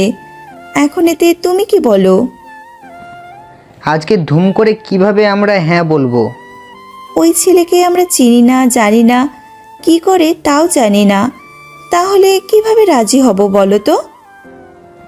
ও, কিন্তু আমি তো ওই ছেলের সম্পর্কে সব কিছু জানি। স্ত্রী একটু অবাক হয়ে বলল, কিভাবে? তুমি ওই দিন বলেছিলে না যে কারা যেন তোমাদের বাড়িতে আসবে, আবার কি একটা বিশাল প্রস্তাব নিয়ে আসবে। তখনই আমি আন্দাজ করতে পেরেছিলাম যে ওরা বিয়ের প্রস্তাব নিয়ে আসবে। আমি অনায়াসে মায়ের থেকে ওই ছেলেদের ঠিকানা সংগ্রহ করে ওই গ্রামে গিয়ে সবার সাথে কথা বলে ওর সম্পর্কে সব কিছু জেনে আসলাম। ওমা, সে কি? আমাকে তাহলে বললে না কেন? আর ছেলেটা কেমন? গ্রামের কয়েকজন জিজ্ঞেস করে বুঝলাম যে ছেলেটা অনেক ভালো। মোটামুটি ধনী হওয়া সত্ত্বেও কোনো অহংকার নেই, আর ধর্ম কালাম তো পুরোপুরি মানে। মোদ্দা কথা অনেক ভালো, আমার খুব পছন্দ হয়েছে। এখন তুমি কি বলো? আমারও দেখেই ছেলেটাকে ভালো মনে হয়েছে। কি সুন্দর চেহারা, মুখে দাড়ি, অনেক সুন্দর। তাহলে আমরা হ্যাঁ বলে দিই? কিন্তু আবার কিন্তু কি? কিন্তু আয়েশামা কি রাজি আছে? তুমি গিয়ে তাকে বুঝিয়ে বলো যে এমন ছেলে লাখে একটা। আচ্ছা, বুঝাচ্ছি। আচ্ছা, আমি এখন যাই, ওখানে সবাই বসে আছে, খাবার দাবার সার্ভ করে গিয়ে। আচ্ছা, যাও। আয়েশার মা আয়েশার রুমে এসে জাহানারা বেগমকে উদ্দেশ্য করে বলল, আপা চলেন, খাবার দাবার সেরে নিন, তারপর জমিয়ে আড্ডা হবে। তারপর আয়েশার মা আয়েশার চোখের আড়ালে জাহানারা বেগমকে চোখ মেরে বুঝিয়ে দিল যে, আপনি এখন যান, আমি আয়েশার সাথে বিষয়টা নিয়ে কথা বলি। আপনি থাকলে লজ্জায় নাও বলতে পারে। আচ্ছা আপা, কিন্তু আয়েশা মা তুমি খাবে না? খাবো, আপনারা আগে খেয়ে আসুন। আচ্ছা। জাহানারা বেগমও তার চোখের ভাষা বুঝে ফেলল, বলল। জাহানারা বেগম চলে গেলেন, আমাতুল্লাহ চলে গেল ওনার সাথে। আয়েশার মা তার পাশে বসে বলল, তোর সাথে একটা গুরুত্বপূর্ণ কথা আছে। বলো মা, কি কথা? তোর বিয়ের জন্য দেখতে এসেছে। এসব ফালতু কথা বাদ দিয়ে অন্য কথা থাকলে বলতে পারো। আমি এখন এসব বিয়ে শাদী করব না। অনেক ভালো ছেলে, কোনো কিছুর অভাব নেই, দিনের ওপর আছে, গাল ভর্তি দাড়ি, নামাজ কালামও ঠিক মতো পড়ে, একেবারে তুই যেমনটা বলেছিলি তেমন। বাড়ি কই, নাম কি? বলবো? আশা একটু ভয় ভয় নিয়ে বলল, বলো। ছেলেটার নাম আলিফ। আয়শার চোখ কপালে উঠে গেল, বলল, কোন আলিফ?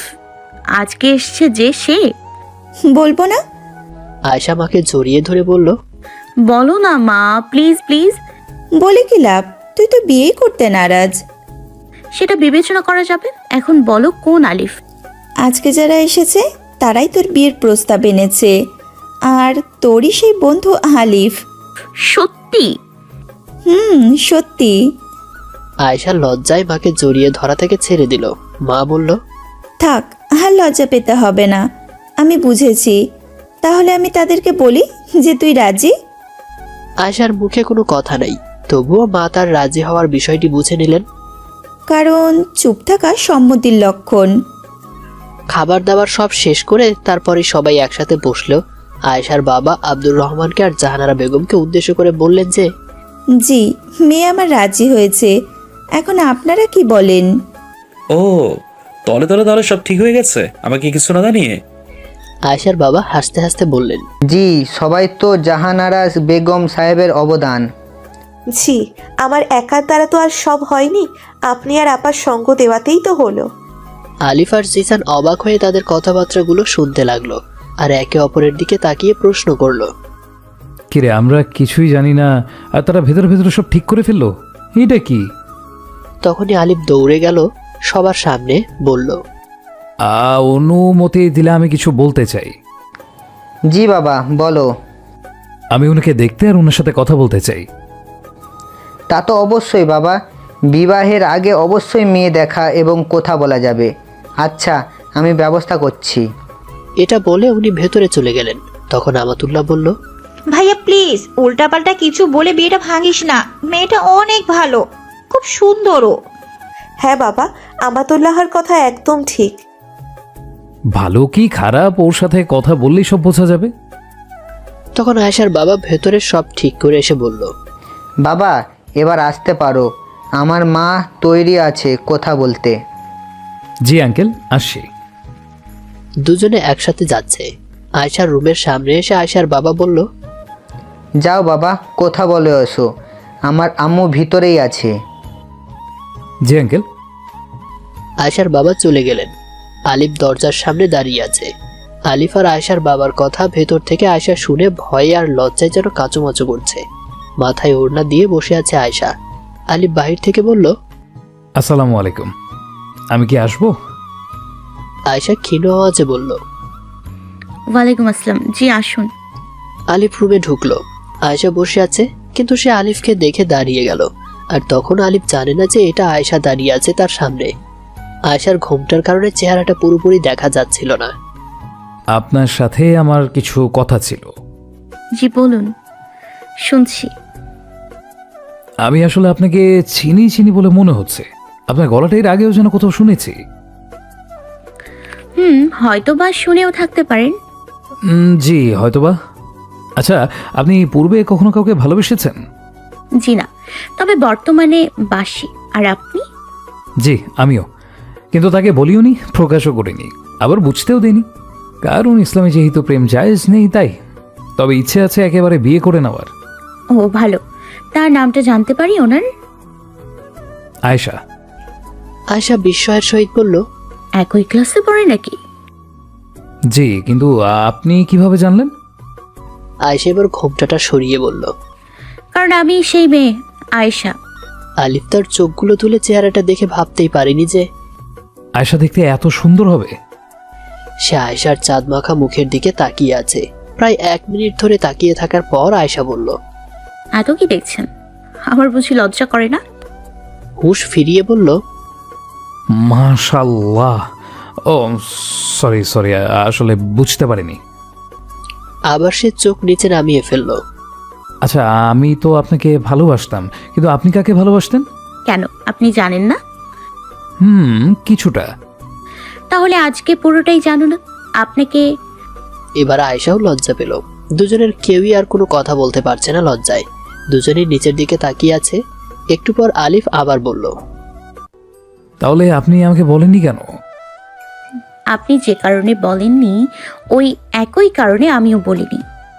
ভালো। আচ্ছা, আপনি কি এটা জানেন যে আমাকে আমার পরিবার বিয়ে করতে বাধ্য করছে? আমাতুল্লাহর কাছে শুনেছি। বাবা, আপনি তো দেখছি সবই জানেন। আয়শা আস্তে করে চোখগুলো উপরে তুলে আলিফের দিকে তাকিয়ে আছে। আলিফ তখনও নিচের দিকে তাকিয়ে আছে। এই সুযোগে প্রাণ ভরে দেখে নিচ্ছে তাকে, আর মনে মনে বলল, আল্লাহ, তোমার কাছে লাখো লাখো শুক্রিয়া। স্বপ্নেও ভাবিনি আজকে ওনার সাথে আমার বিয়ের কথা হবে, আর এভাবেই যে ওনার সামনে দাঁড়িয়ে মনের সুপ্ত কথাগুলো বলতে পারবো কখনো ভাবিনি। আচ্ছা, এখন আপনার একান্ত মতামত আমাকে জানতে হবে। আপনার আমাকে বিয়ে করতে কোনো সমস্যা নেই তো? আয়শা লজ্জায় চোখ বন্ধ করে ফেলল। ওই অবস্থাতেই বলল, এখনো কি তা অনুধাবন করতে পারেননি? জি, বুঝেছি। এখন আমার সম্পর্কে আপনার আর কিছু জানার থাকলে বলতে পারেন, আমি বলার সর্বোচ্চ চেষ্টা করব। আমি এতেই খোদার দরবারে শত কোটি শুক্রিয়া জানাই। আমার আর কিচ্ছু জানা নেই।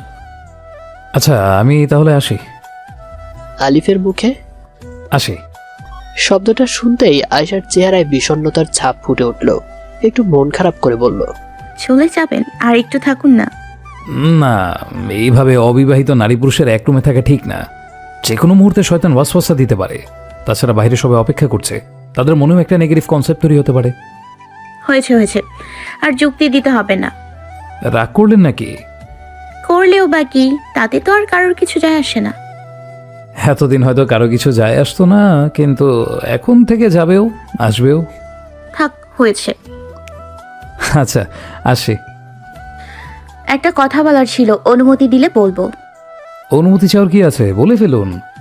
আজকে মাগরিবের পর আপনাকে কল দিব, কিছু গুরুত্বপূর্ণ কথা আছে। কলটা কিন্তু রিসিভ করার আবেদন রইল। কলে কেন? এখন তো সামনেই আছি, এখন বলুন। এখন না, না এখন বলা যাবে না, কলে বলবো। সমস্যা কি বললে? এত প্রশ্ন করেন কেন? বললাম না যে সন্ধ্যায় বলবো। ওরে বাবা, এত রাগ! আবার প্রশ্ন করলে রাগ কিন্তু আরো বেড়ে যাবে। ওকে ওকে মহারানী, আপনার আদেশ শিরোধার্য।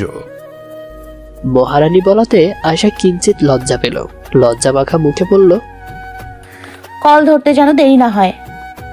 ইনশাল্লাহ হবে না। আচ্ছা, আমি আসছি। আচ্ছা যান, সাবধানে যাবেন।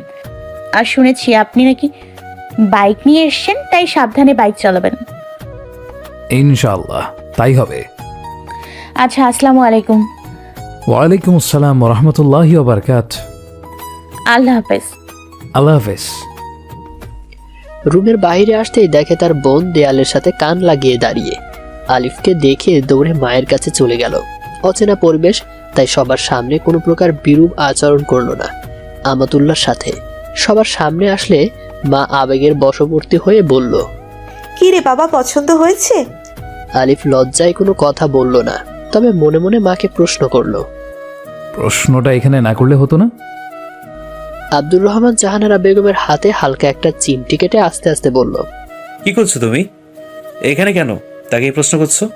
তার স্ত্রী জিহ্বায় কামড় দিয়ে বলল, ওহো, সরি সরি। আচ্ছা, তোমরা কথা বলো, আমি বাইক নিয়ে রেডি হই।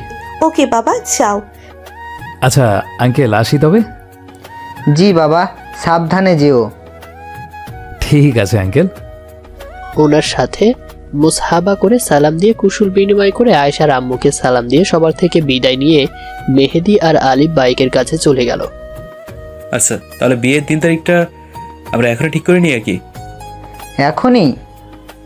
জি, কেন কোনো সমস্যা? সে কি, না না, তেমন কোনো সমস্যা না। তাহলে রমজান শুরু হওয়ার 5 দিন আগে বিয়ের কাজগুলো আমরা শেষ করতে চাই, যদি আপনাদের সম্মত থাকে। ইনশাল্লাহ, আমরা বিষয়টা নিয়ে আপনার সাথে পরে কোলে কথা বলবো। সবারই তো একটাই মতামত আছে, তাই না? সবার মতামত শুনে তারপর জানাবো, কেমন? ওকে, সমস্যা নেই, তবে তাই হোক। আমরা তাহলে এবার আসি। সে কি কথা, এখনই চলে যাবেন? আরও একটু আড্ডা দিই। না না, আজকে আর হবে না। আমি আজকে মাত্র দুবাই থেকে বাড়িতে এসেছি, এখনো পর্যন্ত পোশাকও চেঞ্জ করিনি। ও আচ্ছা, তোমরা একটু কথা বলো, আমি ভিতরে গিয়ে সবার থেকে বিদায় নিয়ে আসি। আমিও আসছি, চলো। ওকে, চল। ওনারা চলে গেলেন ভিতরে। জাহানারা বেগম আয়েশার কাছে গেল প্রথমে। ওখানে গিয়ে বলল, মা, আরিফ কি বলেছে? রাজি হয়েছে? আয়েশা লজ্জায় কিছু বলল না, মাথা নিচু করে দাঁড়িয়ে আছে। আলহামদুলিল্লাহ, যাক অবশেষে পাগলটা বিয়েতে রাজি হলো। আয়শা তখনও নিচু মাথায় দাঁড়িয়ে। আমাতুল্লাহ পাশে গিয়ে আয়শার কানে কানে বলল, খুব শীঘ্রই কিন্তু তুমি আমার ভাবি হয়ে আসছো। আমার আর তর সইছে না। আয়শা আমাতুল্লাহকে মুচকি হাসি উপহার দিল। তুমি আসলে অনেক মজা হবে। জানো, ভাইয়া আমাকে দিয়ে প্রতিদিন অনেক কাজ করায়, আবার মারেও। তুমি আসলে খুব মজা হবে। দুজনে মিলে ভাইয়াকে জব্দ করতে পারবো। ইনশাল্লাহ তাই হবে। তুমি আবার বিয়ের পরে ভাইয়ার দিকে চলে যেও না কিন্তু। আয়শা একটু হেসে বলল। না না না, আমি তোমার দিকেই থাকবো। জাহানারা বেগম আমাতুল্লাহর দিকে তাকিয়ে বলল, বাহ, গাছে কাঁঠাল আর তুই কোপে তেল দিয়ে বসে আছিস না? আচ্ছা মা, এবার তাহলে আমরা আসি, কেমন? আয়শা মন খারাপ করে, চলে যাবেন? আজকে থাকুন না প্লিজ। আরে না না, আজকে আর হবে না, বাড়িতে অনেক কাজ আছে। আবার এইদিকে ছেলের বিয়ের বন্দোবস্ত করার জন্য তোমার আঙ্কেল আজকেই দুবাই থেকে এসেছেন। জামা কাপড় পর্যন্ত পরিবর্তন করেননি, সোজা সবার সাথে এখানে চলে এসেছেন। আয়শা ভীষণ অবাক হয়ে বলল, ও, তার মানে আপনাদের আজকে আসার বিষয়টা সম্পূর্ণ প্ল্যান করা ছিল। মা। আচ্ছা, তাহলে আজকে আমাতুল্লাহ থাকুক আমার সাথে। না না মা গো, ওর আব্বু আবার মন খারাপ করবে, বলবে এতদিন পর বাড়িতে এসেছি আর আমাতুল্লাহ এখানে থেকে গেল, তার চেয়ে বরং অন্য দিন এসে থাক। ও আচ্ছা, ঠিক আছে। আচ্ছা মা, এবার আসছি, সাবধানে থেকো। আচ্ছা আন্টি, আল্লাহ হাফেজ। আল্লাহ হাফেজ হবু ভাবি। এরপর আয়শার মায়ের কাছে গিয়ে সংক্ষেপের উপর বিদায় নিয়ে আসলেন। সবাইকে বিদায় দিয়ে ওনারা সবাই রাস্তার গাড়ির দিকে হাঁটা ধরলেন। তাদের সাথে আয়শার বাবাও যাচ্ছেন এগিয়ে দেওয়ার জন্য। সবাই গাড়িতে উঠে চলে যাওয়ার পর দোকানে বসে থাকা আয়শার আব্বুর কিছু সমবয়সী বন্ধু বলল, কি রে, এরা কারা? ওনারা আয়েশার বিয়ের জন্য এসেছেন। সত্যি? ওরা তাহলে তো তোর মেয়ের কপালটা অনেক ভালো। শুনেছি এরা নাকি অনেক ধনী, তার উপরে সবচেয়ে বড় কথা হলো এরা মানুষরাও অনেক ভালো। দোয়া কর তোরা। ইনশাল্লাহ, অবশ্যই। আলিফ বাইক চালাচ্ছেন, পেছনে জিসান বসা। যেতে যেতে আলিফের মাথা খেয়ে নিয়েছেন জিসানের নানাবিধ প্রশ্নে। প্রশ্নের ধরনগুলো হলো, ওই দোস্ত, আয়েশা দেখতে কেমন রে? ওর সাথে কি কি কথা বলেছিস? বল না, তোর দিকে কি তাকে কথা বলছে? তোকে কি নাম ধরে ডেকেছে? তোকে বিয়ে করতে রাজি হয়েছে কি? এইরকম নানাবিধ প্রশ্ন। বাড়ির সামনে এসে বাইক দাঁড়ালো। জিসান নামলো বাইক থেকে। নামিস না, আমি বাজারের দিকে যাবো, একটু বস, তোকে নিয়ে দিয়ে আসবো। যাক, আবার পরে কথাটা বলছিস তুই। আমার ভাড়ার টাকা বেঁচে গেল। শালা খবিস। ওইদিকে তাদের গাড়িও এসে থামলো। তারা সবাই গাড়ি থেকে নামলো। মা, আমি একটু বাজারের দিকে যাচ্ছি, মাগরিবের পরে আসবো। যা বাবা, সাবধানে যাস। ওকে মা। চলে গেল বাজারে। বাজারটা ছিল কলেজ থেকে বের হলে হাতের ডানে আধা কিলো সামনে, আর ওইদিকে আরো 2 কিলো সামনে তৃষাদের বাড়ি, আর জিসানের বাড়ি 4 কিলো সামনে। আলিফ জিসানকে বাড়ি পর্যন্তই দিয়ে আসলো। বাজারে ফিরে এসে বাইকে তেল ফুরাচ্ছিল আলিফ। তখন কিছুটা দূর থেকে তৃষা তাকে দেখতে পায়। তখন প্রায় মাগরিবের আজান দিবে দিবে এমন অবস্থা। তৃষা আলিফের পেছনে এসে দাঁড়ালো, এসে বলল, আসসালামু আলাইকুম। অবাক হয়ে মনে মনে বলল, কিরে, এটা আবার কেমন সালাম? ঘাড়টা ঘুরিয়ে দেখে তৃষা, চোখ নামিয়ে নিল, বলল, ওয়ালাইকুম। কেমন আছেন? আলহামদুলিল্লাহ, ভালো। আপনি? আমিও ভালো। কিন্তু আপনি আমাকে এটা কেমন সালাম দিলেন? হয়নি দেওয়া? একগাল হাসলো। তৃষা রেগে গিয়ে বলল, দেখুন, একদম আসবেন না। আমি আজকে 2য় দিন ধরে ইউটিউব থেকে সালাম দেওয়ার ভিডিও দেখে দেখে সালাম দেওয়া শিখেছি, আর এখন আপনি হাসছেন? ও মাশাআল্লাহ, খুব ভালো। ভালো আর তো হতে দিচ্ছেন না আপনি। কোথাও সাহায্য করবেন তা না করে হাসছেন। ওকে বাবা, সরি সরি। এবার খুশি? তা এখনই অসময়ে বাজারে কেন এলেন? প্রশ্নটা শুনেই তৃষার মন কেমন যেন মেঘ জমে উঠল। মনটা ভার হয়ে গেল। বিষণ্ণ মন নিয়ে তৃষা বলল, আসলে ভেবেছিলাম আপনার দেওয়া বইগুলো শনিবারের মধ্যে পড়া শেষ করব, কিন্তু 3টা পড়েছি।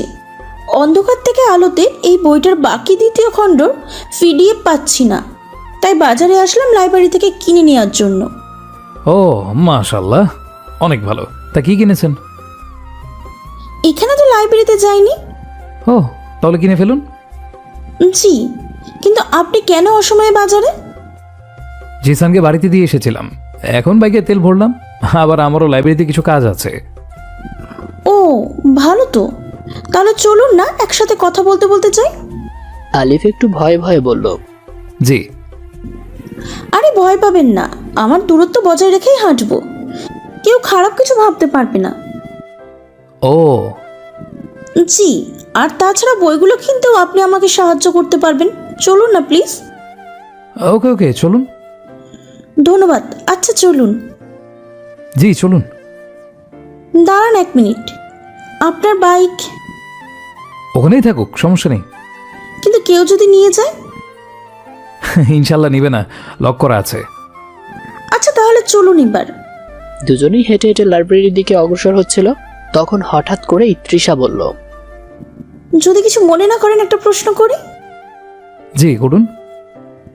আচ্ছা, আপনি যে একটু আগে বললেন আপনি আর জিসান একসাথে বাইকে করে আসলেন, আপনি তাকে বাড়িতে দিয়ে আসলেন, আপনারা দুজনে কোথায় গিয়েছিলেন আমাকে বলা যাবে কি? আলিফের টেনশন শুরু হয়ে গেল, বলবে নাকি বলবে না এটা নিয়ে সে আনমনা হয়ে গেল। তখন তৃষা আবার বলে উঠল, কি হলো বলুন, নাকি আমি শোনার অধিকার রাখি না? এ মা ছি ছি, আমি কি তা বললাম নাকি? তাহলে বলুন কোথায় গিয়েছিলেন দুজনে? আসলে একটা ইম্পর্টেন্ট কাজে এক জায়গায় দুজনে একসাথে গিয়েছিলাম কলেজ শেষে, একটু আগে সেখান থেকে ফিরে এসেছি। তৃষা বুঝলো যে আলিফ ওই জায়গাটার নাম বলতে চাচ্ছে না, তাই তো সে জায়গার নাম উল্লেখ না করে বলল একটা জায়গায়। আর তাই তৃষাও আর প্রশ্ন করলো না যে জায়গাটা কোথায়। লাইব্রেরিতে দুজন একসাথে ঢুকলো। লাইব্রেরির ভিতরে গিয়ে আলিফ তাকে বইগুলো খুঁজে এনে দিয়ে বলল, এই নিন বইগুলো, ওখানে বিল পরিশোধ করে তাড়াতাড়ি বাসায় চলে যান। এরা বেশিক্ষণ বাজারে থাকা ঠিক না, যে কোনো মুহূর্তে যে কোনো বিপদ ঘটতে পারে। ধন্যবাদ, কিন্তু আপনি না বললেন লাইব্রেরিতে আপনারও কিছু কাজ আছে? কই আপনি তো কোনো কিছু করলেন না, আবার কোনো বইও কিনলেন না। অনেকক্ষণ ধরে তো আমার বইগুলো খুঁজে বের করে দিলেন।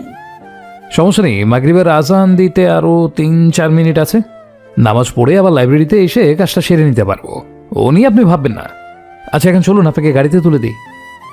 না না থাক, লাগবে না, শুধু শুধু আপনার কষ্ট হবে, আমি চলে যেতে পারবো। বেশি কথা বলেন আপনি, চলুন তো। আলিফ তাকে এক প্রকার জোর করেই গাড়িতে তুলে দিল। ভাড়াটা তৃষার নিষেধ সত্ত্বেও দিয়ে দিল। আর যাওয়ার সময় বলল, শুনুন, আর কখনো একা বাজারে আসবেন না, বিশেষ প্রয়োজন হলে সাথে একজনকে নিয়ে আসবেন। কি বললাম বুঝলেন তো? জি অবশ্যই। ওকে যান, আল্লাহ হাফেজ। আচ্ছা আসছি, বাই। চলে গেল গাড়িটা। তবে পেছনে রেখে গেল কালো ধোঁয়া। একরাশ বিরক্তি নিয়ে আলিফ বলল, কবে যে গাড়ির কালো ধোয়া বের হওয়া বন্ধ হবে? সাথে সাথে মাগরিবের আজান দিল। জামাতে নামাজটা পড়ে আবার লাইব্রেরিতে ফিরে আসলো সে। অনেকক্ষণ খুঁজে বইটা কিনল।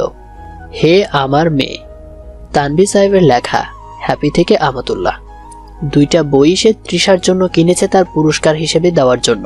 সুন্দর করে কালার পেপার দিয়ে মুড়ে বাড়ির দিকে রওনা দিল। প্রতিমধ্যেই আয়েশার কল এলো।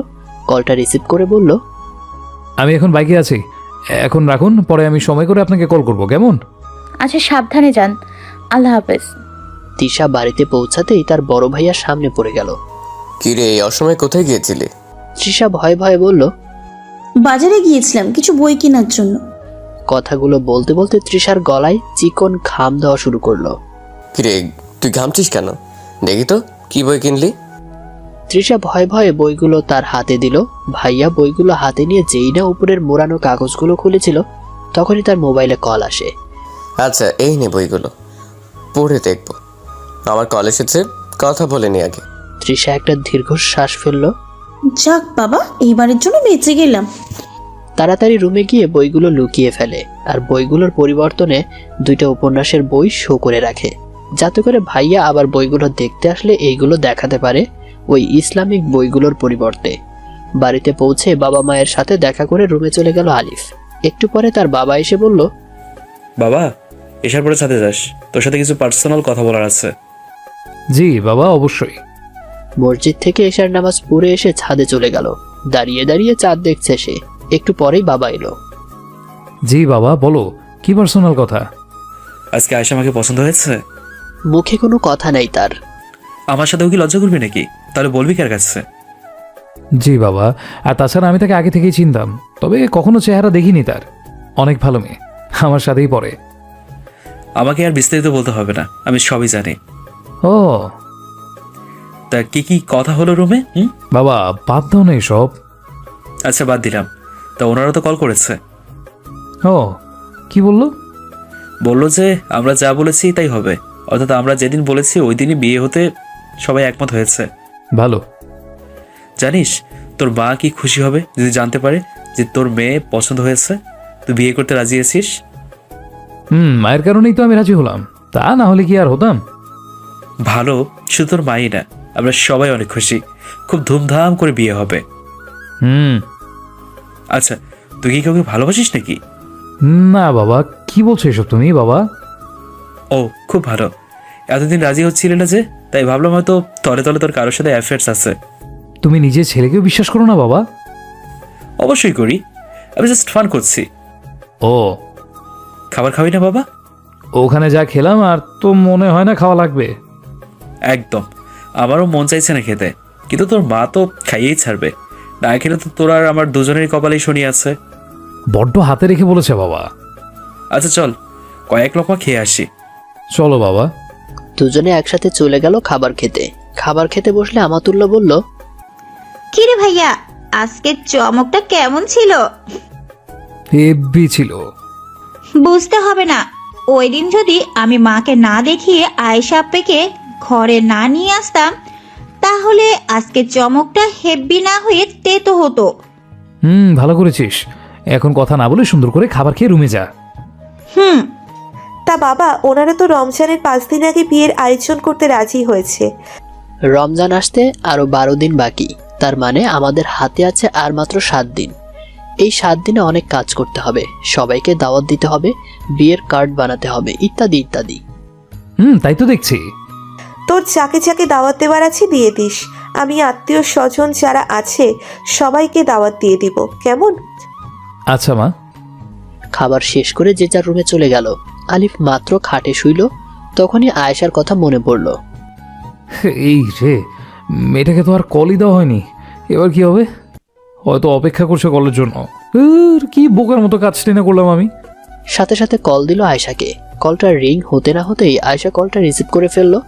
আর বোঝার বাকি নেই যে মেয়েটা কলের জন্য মাগরিবের পর থেকে অপেক্ষা করছে। সরি, আমি ভুলে গিয়েছিলাম।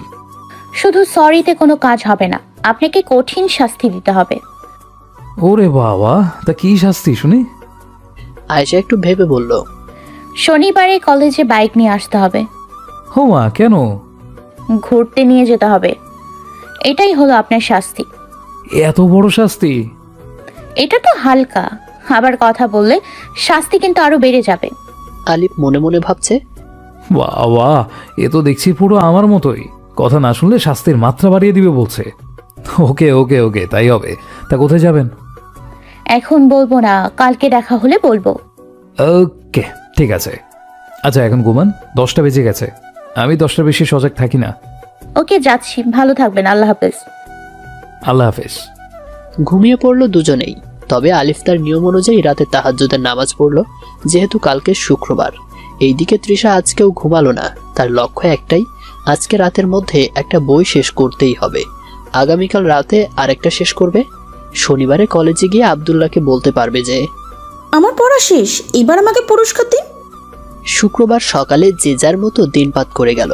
সারাদিন সবাই সবার নিয়ম অনুযায়ী কাজকর্ম করে গেল। আলিফ বিকেলে এফবিতে গিয়ে দেখে কমেন্ট সেকশনে কমেন্টে ভরপুর হয়ে আছে। কালকে আয়েশাদের বাড়িতে যাওয়ার কারণে তার গল্পও লেখা হলো না। আবার সন্ধ্যার পরে সাকিনের কাছেও যাওয়া হলো না। তবে আজকে সন্ধ্যার পর সাকিনের কাছে গেল। দুজনে কুশলাদি বিনিময় করে বসলো। তোর জন্য একটা বিশেষ খবর আছে। আল্লাহ হাফেজ। সত্যি?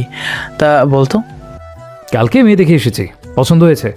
রমজানের 5 দিন আগে বিয়ে, তোকে প্রথম দাওয়াত দিলাম। তোকে কিন্তু ফার্স্ট টু লাস্ট থাকতেই হবে আমার সাথে। আলহামদুলিল্লাহ, সেটা তো ভালো কথা। তা মেয়ের কোন গুণে প্রায়োরিটি দিয়েছিস, সৌন্দর্য নাকি দিনদারিতায়? সত্যি কথা বলতে কি, আমার ভাগ্য ভালো আলহামদুলিল্লাহ, আর তাই তো আমি দুটোই একসাথে পেয়েছি। আলহামদুলিল্লাহ, যাক ভালো।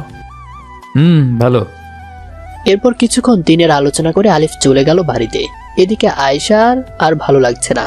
কখন রাত পোহাবে, কখন কলেজে যাবে, কখন আলিফকে দেখতে পাবে, কখন তার সাথে বাইকে করে ঘুরতে যেতে পারবে তাই ভাবছিল। আজকে রাতেও তৃষা আবার পড়তে বসে গেল। বইটার শেষ খণ্ডটাও পড়ে নিল। পড়া শেষ করে মুখে আনন্দের একটা রেখা বজায় রেখে মুসকে মুসকে হাসতে হাসতে তারপর ঘুমালো।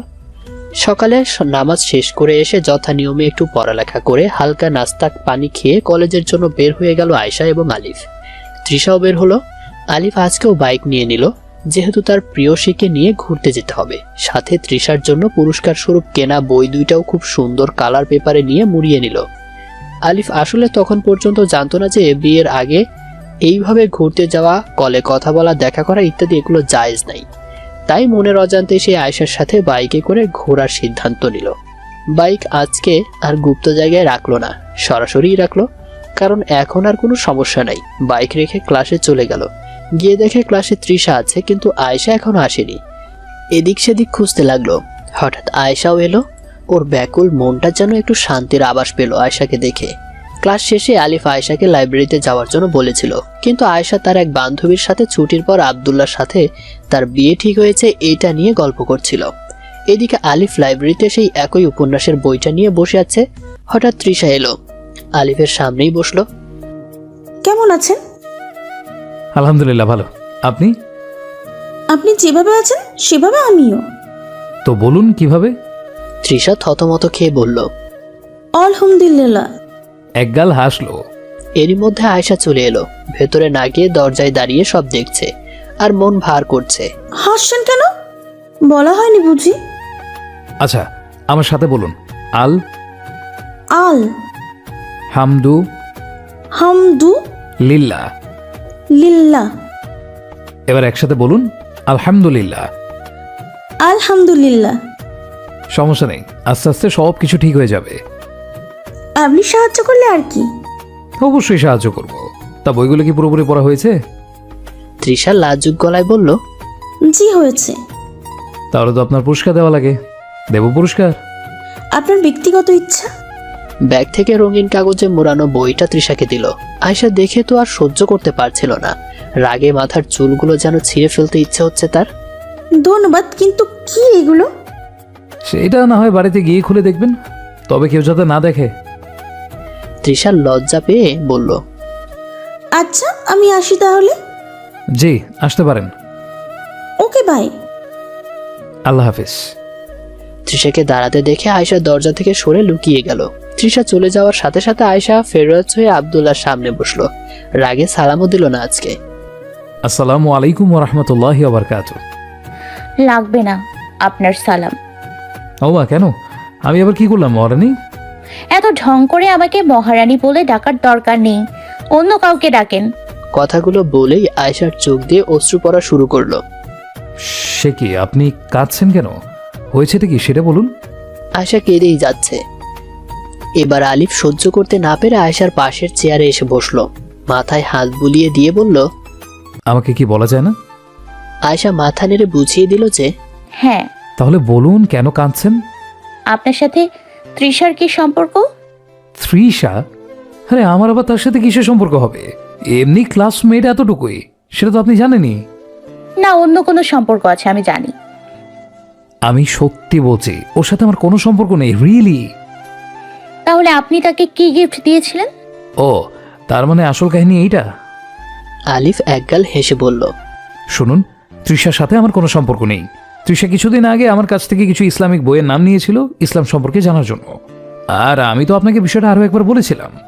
তো আজকে আবার বলুন, আর তৃষাকে কেনই বা আপনি গিফট দিলেন, খুলে বলুন। তারপর আলিফ তাকে পুরো কাহিনীটা খুলে বলল। আয়েশা লজ্জিত কণ্ঠে বলল, সরি। It's okay. একটা সত্যি কথা বলি। কেন, মিথ্যে কথা বলেন নাকি? আরে না, তাহলে কথার কথা বললাম আর কি। আচ্ছা বলুন।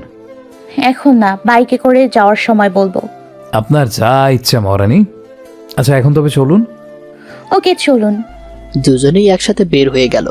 আজকে আর কেউ কারো থেকে দূরত্ব বজায় রেখে হাঁটছে না। দুজনেই একসাথে হাঁটছে, খুব পাশাপাশি হয়ে। দুজনের মাঝখানে হয়তো বা এক হাত পরিমাণও খালি নেই, এত পাশাপাশি হয়ে হাঁটছে। বাইকের কাছে আসলে আলিফের পর আয়েশা উঠে বসলো। আয়েশা উঠেই বলল, তা মহারাজ, আজকে কি আপনাকে ধরে বসতে হবে? আলিফ একটু মুচকি হাসি উপহার দিয়ে বলল, জি অবশ্যই। ধন্যবাদ। আয়েশা আলিফের টি শার্টটা আলতোভাবে ধরল, তারপর বলল, চলুন। কিন্তু কোন দিকে তা তো বলুন। আচ্ছা, সামনে চলুন, যেখানে বলবো সেখানে থামবেন। আদেশ শিরোধার্য রানী। বাইক ছুটে চলল তার গতিতে। আয়েশা আলিফকে আলতোভাবে ধরা থেকে আস্তে আস্তে শক্ত করে ধরছে, একটু পর জড়িয়েই ধরে ফেলল। একদম নয়, এখন নয়, সময় হলে জড়িয়ে ধরবেন, এখন আলতোভাবেই ধরুন। আয়েশা একটু লজ্জা পেল, মুচকি হেসে বলল, কেন এখন নয় কেন? আমাদের তো বিয়ে ঠিক হয়েছে, তাই না? অতএব আমি এখনই ধরবই।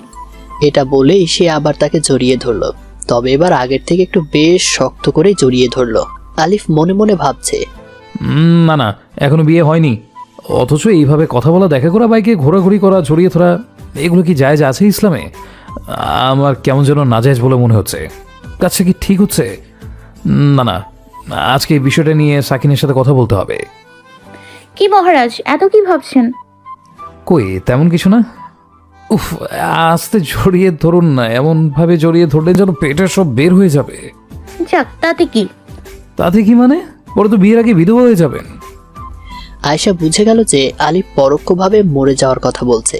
রাগান্বিত হয়ে আলিফ কারে পিঠে চিমটি দেওয়া শুরু করলো। উফ, ব্যথা পাচ্ছি তো। সেই জন্যই তো দিচ্ছি। কিন্তু কেন? আপনি মরার কথা বললেন কেন?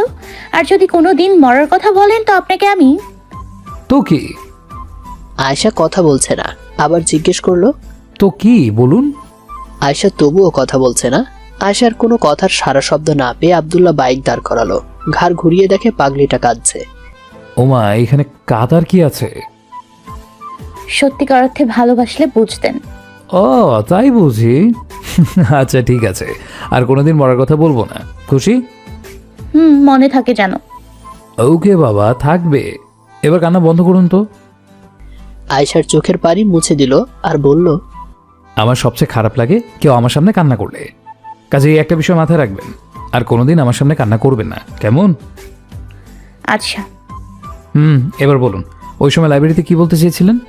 বলবো? সেই জন্যই তো জিজ্ঞেস করলাম। আসলে আপনি কোনো মেয়ের সাথে কথা বললে আমার খুব খারাপ লাগে। আপনাকে যেন হারিয়ে ফেলবো মনে হয়, সহ্য করতে পারি না আমি। ও, এত ভয়? জি।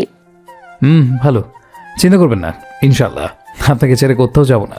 প্রমিস। প্রমিস। আবার বাইক চালু করে সামনের দিকে এগোচ্ছে। হঠাৎ একটা জায়গায় আয়েশা বাইকটা থামাতে বলল। বাইক থামলো। আলিফ আশেপাশে তাকিয়ে দেখে কোনো মানুষ নাই। রাস্তার দুই পাশে শুধু বিস্তর ধানের ক্ষেত, বিশাল লম্বা একটা সোজা রাস্তা, প্রায় 1 কিলোমিটারের মতো। অর্থাৎ এখান থেকে দাঁড়িয়ে বলা যাবে আধা কিলো সামনে থেকে কেউ আসছে কিনা, আবার আধা কিলো পেছন থেকেও কেউ আসছে কিনা তাও বলা যাবে। রাস্তার দুই পাশে সরাসরি বড় ছোট অনেক গাছ। দুজনে বাইক থেকে নামলো। বাতাসে আয়েশার হেজাব আর আলিফের মাথার চুল আর দাড়িগুলো উঠছে।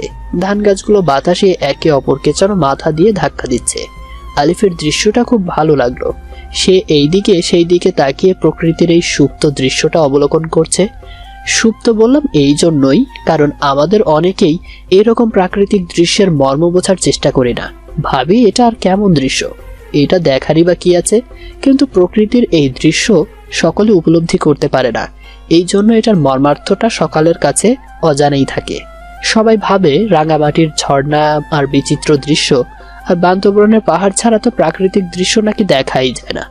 অথচ রবীন্দ্রনাথ বলেছিলেন যে ঘরের দুয়ারে ধানের শিশিরের মধ্যেই আছে প্রকৃতির অপরূপ সৌন্দর্য, আর আমরা এইগুলো ফেলে চলে যাই দূর দূরান্তে প্রাকৃতিক দৃশ্য অবলোকন করার জন্য। কি মহারাজ, কেমন জায়গা এটা? ভাষায় প্রকাশ করার মতো নয়। ধন্যবাদ। কিন্তু আপনি এই জায়গার সন্ধান কিভাবে পেলেন? আসলে এই রাস্তা দিয়ে আমার নানু বাড়িতে যাই।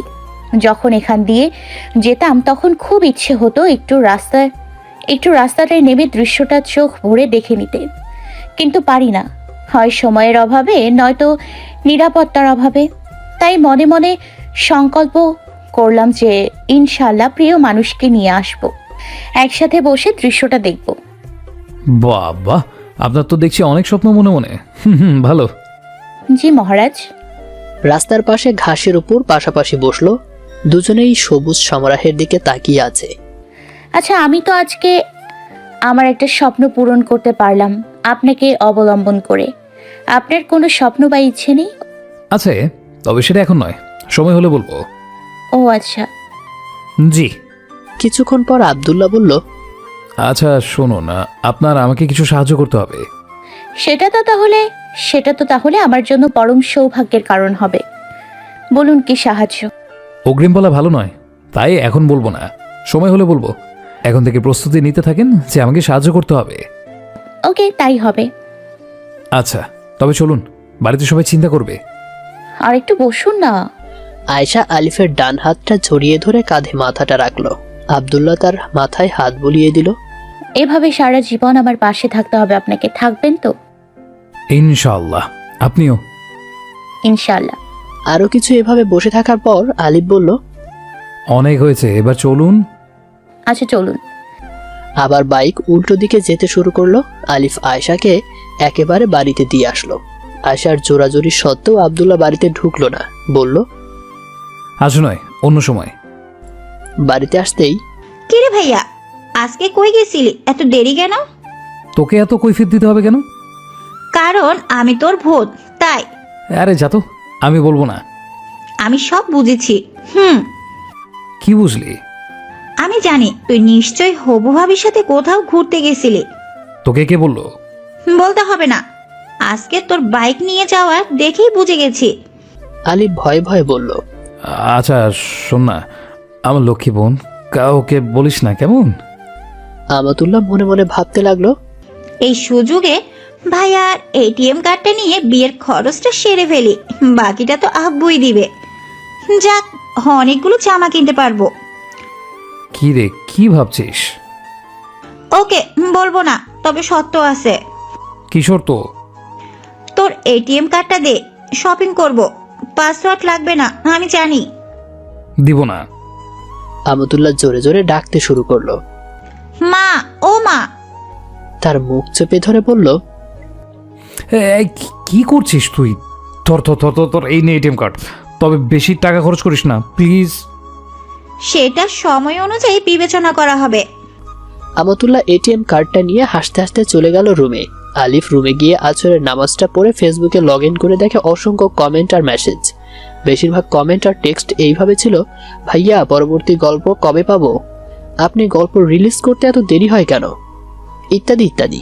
আলিফ অনেককেই এই মেসেজটা করলো যে, দেখুন, গল্প লেখাটা আমার প্রধান কাজ নয়, ভালো লাগে তাই লিখি। তার মানে এই না যে আমার পড়ালেখা, পরিবারকে সময় দেওয়া, অর্থাৎ সবকিছু ছেড়েই গল্প লিখব। তবে আপনাদের রেসপন্স পেয়ে ভালো লাগলো, ধন্যবাদ। মাগরিবের আজান শোনা মাত্র চলে গেল মসজিদে। নামাজ পড়ে চলে গেল সাকিনের কাছে। শোন, আজকে আমাকে কিছু মাসলা বলতো। কি মাসালা? আমার তো বিয়ে ঠিক হলো, এখন আমি কি আমার হবু বউর সাথে কথা বলতে, দেখা করতে, বাইকে করে ঘুরতে, জড়িয়ে ধরতে ইত্যাদি করতে পারবো কি না? অসম্ভব, সেগুলো একটু বিয়ের আগে জায়েজ নয়। কিন্তু না হওয়ার কারণ কি? আমি তো তাকে কিছুদিন পর বিয়ে করবই। দেখ, আল্লাহ না করুক যদি কোনোভাবে তোদের বিয়েটা ভেঙে যায়, তাহলে তোরা যে বিয়েটা আগে যা করবি তা কি জায়েজ হবে? যে মেয়ের সাথে তোর শুধু বিয়ে ঠিক হয়েছে কিন্তু এখনও বিয়ে হয়নি, ওই মেয়ে আর অন্য একটা বেগানা মহিলার মধ্যে কোনো পার্থক্য নেই। বেগানা মহিলার সাথে যেমন এই কাজগুলো না জায়েজ, তেমনি বিয়ে ঠিক হয়েছে কিন্তু এখনো হয়নি, তার সাথেও এই কাজগুলো করা না জায়েজ। আলিফ অন্যমনস্ক হয়ে বলল, ও, তার মানে আমাদের ভদ্র সমাজে বিয়ের আগে মেয়ের সাথে ছেলে যে সারাদিন কলে কথা বলে, দেখা করে, ঘুরতে যায়, এই সবই হারাম? অবশ্যই হারাম, তবে মেয়ের বা ছেলের যদি একে অপরের সাথে বিশেষ কোনো জরুরি কথা বলার থাকে তাহলে বলতে পারবে, কিন্তু আমাদের বর্বর সমাজে সেই বাস্তবতা সত্যিকে মানতে নারাজ, আর তাই এই কাজগুলো অহরহ ঘটে যাচ্ছে। কিন্তু তুই হঠাৎ এমন মায়াসারা জানতে চাইলি কেন? আসলে আজকে আমি আয়েশার সাথে বাইকে করে এক জায়গায় ঘুরতে গিয়েছিলাম। বিশ্বাস করো, আমি জেনে কাজগুলো করিনি। এখন আমার কি হবে? এবার তো আমার অনেক গুনাহ হবে। মনটা খারাপ হয়ে গেল আলিফের। সাকিন সান্ত্বনা দিয়ে বলল, আরে পাগল, সমস্যা নাই, এতদিন জানিসনি তাই তোর গুনাহ হবে না। তবু আজকে তাহাজ্জুদের নামাজ পড়িস আর আল্লাহর কাছে কেঁদে কেঁদে ক্ষমা চাস। তুই তো এখন তোর ভুল বুঝতে পেরেছিস, ইনশাল্লাহ আল্লাহ তোকে ক্ষমা করবেন। তোকে অসংখ্য ধন্যবাদ রে দোস্ত, সত্যি তোর মতো বন্ধু পাওয়াটা ভাগ্যের ব্যাপার। তোর মতো তো পাওয়া কঠিন, যে কিনা কলেজে পুরো দিন নিয়ে তো ফিকির করে। আরও কিছুক্ষণ আলাপ আলোচনা করে বাড়িতে আসলো আলিফ। মোবাইলে ততক্ষণে আয়শার 7টা কল এসেছে। আজকের মাসালা শোনার পর সে আর কল রিসিভ করলো না। পরে এসার পর যখন আবার আয়শা কল দিচ্ছিল, আলিফ তবুও ধরলো না। প্রায় 4 বার দেওয়ার পর আলিফ কল ধরলো। ওপাশ থেকে আয়শা কাঁদো কাঁদো কণ্ঠে বলল, আজকে এমন করছেন কেন আমার সাথে? আমি কি কিছু ভুল করেছি? না, তেমন কিছু না। তাহলে এতক্ষণ আবার কল রিসিভ করলেন না কেন? একটা বিরাট সমস্যা হয়ে গেছে। আয়শা ভয়ে বলল, কি সমস্যা? আচ্ছা, আমরা যে ঘোরাঘুরি করলাম, দেখা করলাম, আপনি আমাকে জড়িয়ে ধরেছিলেন, এগুলো যে ইসলামে জায়েজ নাই তা কি আপনি জানেন? কই না তো। আর তাছাড়া জায়েজ নাই কেন? আমাদের তো কয়েকদিন পর বিয়ে হবেই। আলিফ তখন সাকিরের কাছ থেকে যেভাবে মাসলাটা জানলো, একইভাবে তাকেও মাসলাটা জানিয়ে দিল। আয়শা লজ্জিত কণ্ঠে বলল, সরি, আসলে আমিও তো জানতাম না বিষয়টা। আজকে আপনার কাছে প্রথম শুনলাম। আর আমাকে সরি বলে লাভ নেই। আজকে রাতে তাহাজ্জুদে নামাজ পড়ে আল্লাহর কাছে কেঁদে কেঁদে ক্ষমা চেয়ে নিয়েন। ইনশাল্লাহ আল্লাহ ক্ষমা করে দেবেন। আচ্ছা ঠিক আছে। জি, আর শুনুন, কোনো গুরুত্বপূর্ণ কাজ ছাড়া আমার সাথে কলে কথা বলার চেষ্টা করবেন না। যে বিষয়ে কথা না বললেই নয়, এমন কোনো বিষয়ে ফেস করলে তখন কল দিয়েন। জি ইনশাল্লাহ। ওকে, আমি রাখছি তাহলে। তাড়াতাড়ি ঘুমোতে হবে, আপনিও শুয়ে পড়ুন। জি। আলিফ শুয়ে গেল। আয়শা কিছুক্ষণ চিন্তা করলো যে ছি, আজকে আমার কারণে মানুষটার মন খারাপ, আমার কারণে তার কতগুলো গুনাহ হলো। আসলেই তো বিয়ের আগে এগুলো করা মোটেই ঠিক না, দেখতেও তো দৃষ্টিকটু। ভাবতে ভাবতে আয়শাও ঘুমিয়ে পড়ল। তৃষা আজকেও দরজাটা বন্ধ করে তার কলেজ ব্যাগ থেকে আলিফের দেওয়া রঙিন কাগজে মোড়ানো উপহারটা বের করে মুখে মুচকে একটা হাসি বজায় রেখে খুলল। সে ওখানে 2টা বই দেখতে পেল। বই দুটির নাম পড়েই তার ভেতরে একটা কৌতূহল কাজ করলো। বইয়ের নামগুলো যেন তৃষাকে জানান দিচ্ছে, ফিরে আসো বোন, আর কতদিন গাফেল থাকবে?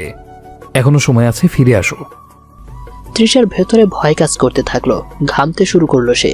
ভয়ে ভয়ে হ্যাপি থেকে আমতুল্লাহ বইটা খুললো। বই খুলেই আবার বন্ধ করে দিল। তার কেমন যেন ভয় ভয় লাগছে। আজকে আর ভয়ের কারণে বইটা সে পড়লো না। চিন্তিত মন নিয়ে শুয়ে পড়ল। কালকে পড়ার আশায় রেখে দিল। একটু পর ঘুমিয়ে পড়ল। এইদিকে গভীর রাতে আলিফ সেজদায় পড়ে কাঁদছে। চোখের পানিতে যেন মাদুরটা ভিজে যাবে এমন অবস্থা। অনেকক্ষণ কেঁদে আল্লাহর কাছে ক্ষমা চাইল। সেজদা অবস্থাতেই তার ঘুম চলে আসলো। খুব ভালো একটা স্বপ্ন দেখলো। সে দেখলো আয়শা তার পায়ের কাছে পড়ে পড়ে কাঁদছে কালকের বিষয়টার জন্য। আলিফ তাকে তুলে বুকে জড়িয়ে নিল। হঠাৎ তার মায়ের হাতের ছোঁয়া আর আওয়াজ শুনে ঘুম ভাঙলো। কি রে বাবা, কি হলো? সেজদায় ঘুমিয়ে পড়লি নাকি?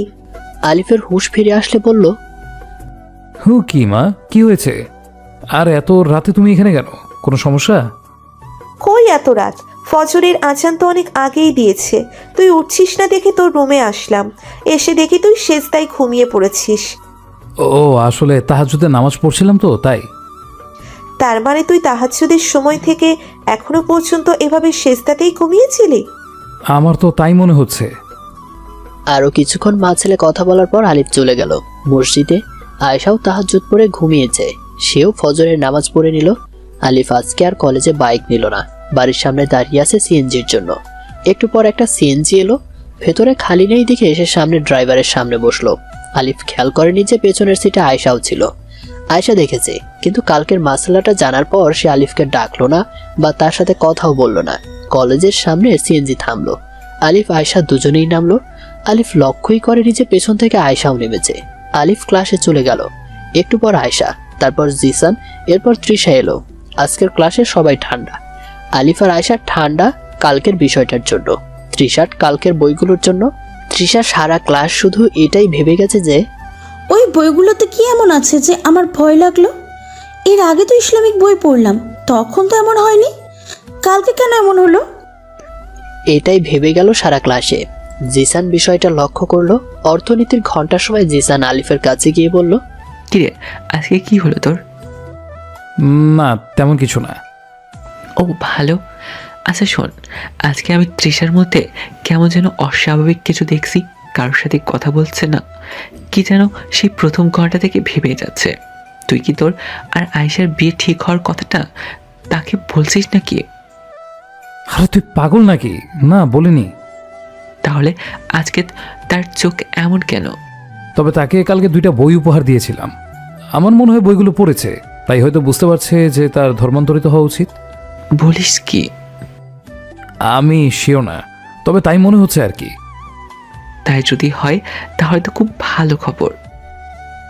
দেখা যাক শেষ পর্যন্ত কি হয়। ওকে। জিসান তার জায়গায় আবার গিয়ে বসলো। এবার তার ভেতরেও একটা চিন্তা চেপে বসলো। মনে মনে ভাবছে, তৃষা একটা হিন্দু হওয়ার পরেও আমাদের ইসলাম নিয়ে বই পড়ছে, জানছে, শিখছে। আল্লাহ চাইলে হয়তোবা মুসলমানও হতে পারে, আর আমি মুসলিম হয়ে কিনা ইসলাম সম্পর্কে কোনো কিছুই জানার চেষ্টা করছি না। নিজেকে নিজে ধিক্কার দিতে থাকলো সে। C Jisan C. তখন তার মনের ভেতর থেকে কে যেন বলে উঠল, তোকে ইসলাম নিয়ে জানতে হবে না, তুই তো কলেজে পড়িস, আর কলেজের শিক্ষার্থীদের ইসলাম নিয়ে না জানলেও চলবে। জিসান তার মনের প্রশ্নটাকে উত্তর দিল, তাহলে আলিফ কি সেই কলেজের ছাত্র নয়? সে কেন তাহলে কলেজের ছাত্র হয়ে ইসলাম জানছে, মানছে? আবার তার মনের প্রশ্ন, দেখ, ইসলামটি জানার জন্য মাদ্রাসার ছাত্ররা আছে, তোরা হচ্ছিস কলেজের ছাত্র, তোর লাইফটা উপভোগ কর। আবার জিসান মনের প্রশ্নের উত্তর দিল, কেন? ইসলামটি জানার জন্য তো মাদ্রাসা পড়ার শর্ত না। আলিফও তো কলেজে পড়ছে, আয়েশা তো কলেজে পড়ছে, তাহলে তারা কেন ইসলামের আইন কানুন মেনে চলছে? তারা কেন দিন নিয়ে ফিকির করছে? ইসলাম তো কলেজের শিক্ষার্থীকে ইসলাম নিয়ে জানতে বাধা দেয়নি, ইসলাম নিয়ে জানতে প্রতিবন্ধকতা সৃষ্টি করেনি। আমরা নিজেরাই তো মনে মনে একটা ট্রেডিসি তৈরি করে দিয়েছি যে ইসলাম নিয়ে শুধু মাদ্রাসার ছাত্রই গবেষণা করবে। সেটা তো আমাদের দোষ। ঈদের নামাজ করতে তো মাদ্রাসার ছাত্ররাও যায়, আবার স্কুল, কলেজ, ইউনিভার্সিটির ছাত্রও যায়। কই, সেখানে তো কোনো রেস্ট্রিকশন নেই। তাহলে ইসলাম নিয়ে জানতে মানতে কেন রেস্ট্রিকশন তৈরি হবে? কেন আমরা শুধু মাদ্রাসার ছাত্রদের উপর তা ছেড়ে দিব? ইসলাম নিয়ে তো আমাদেরকেও জানতে হবে, মানতে হবে।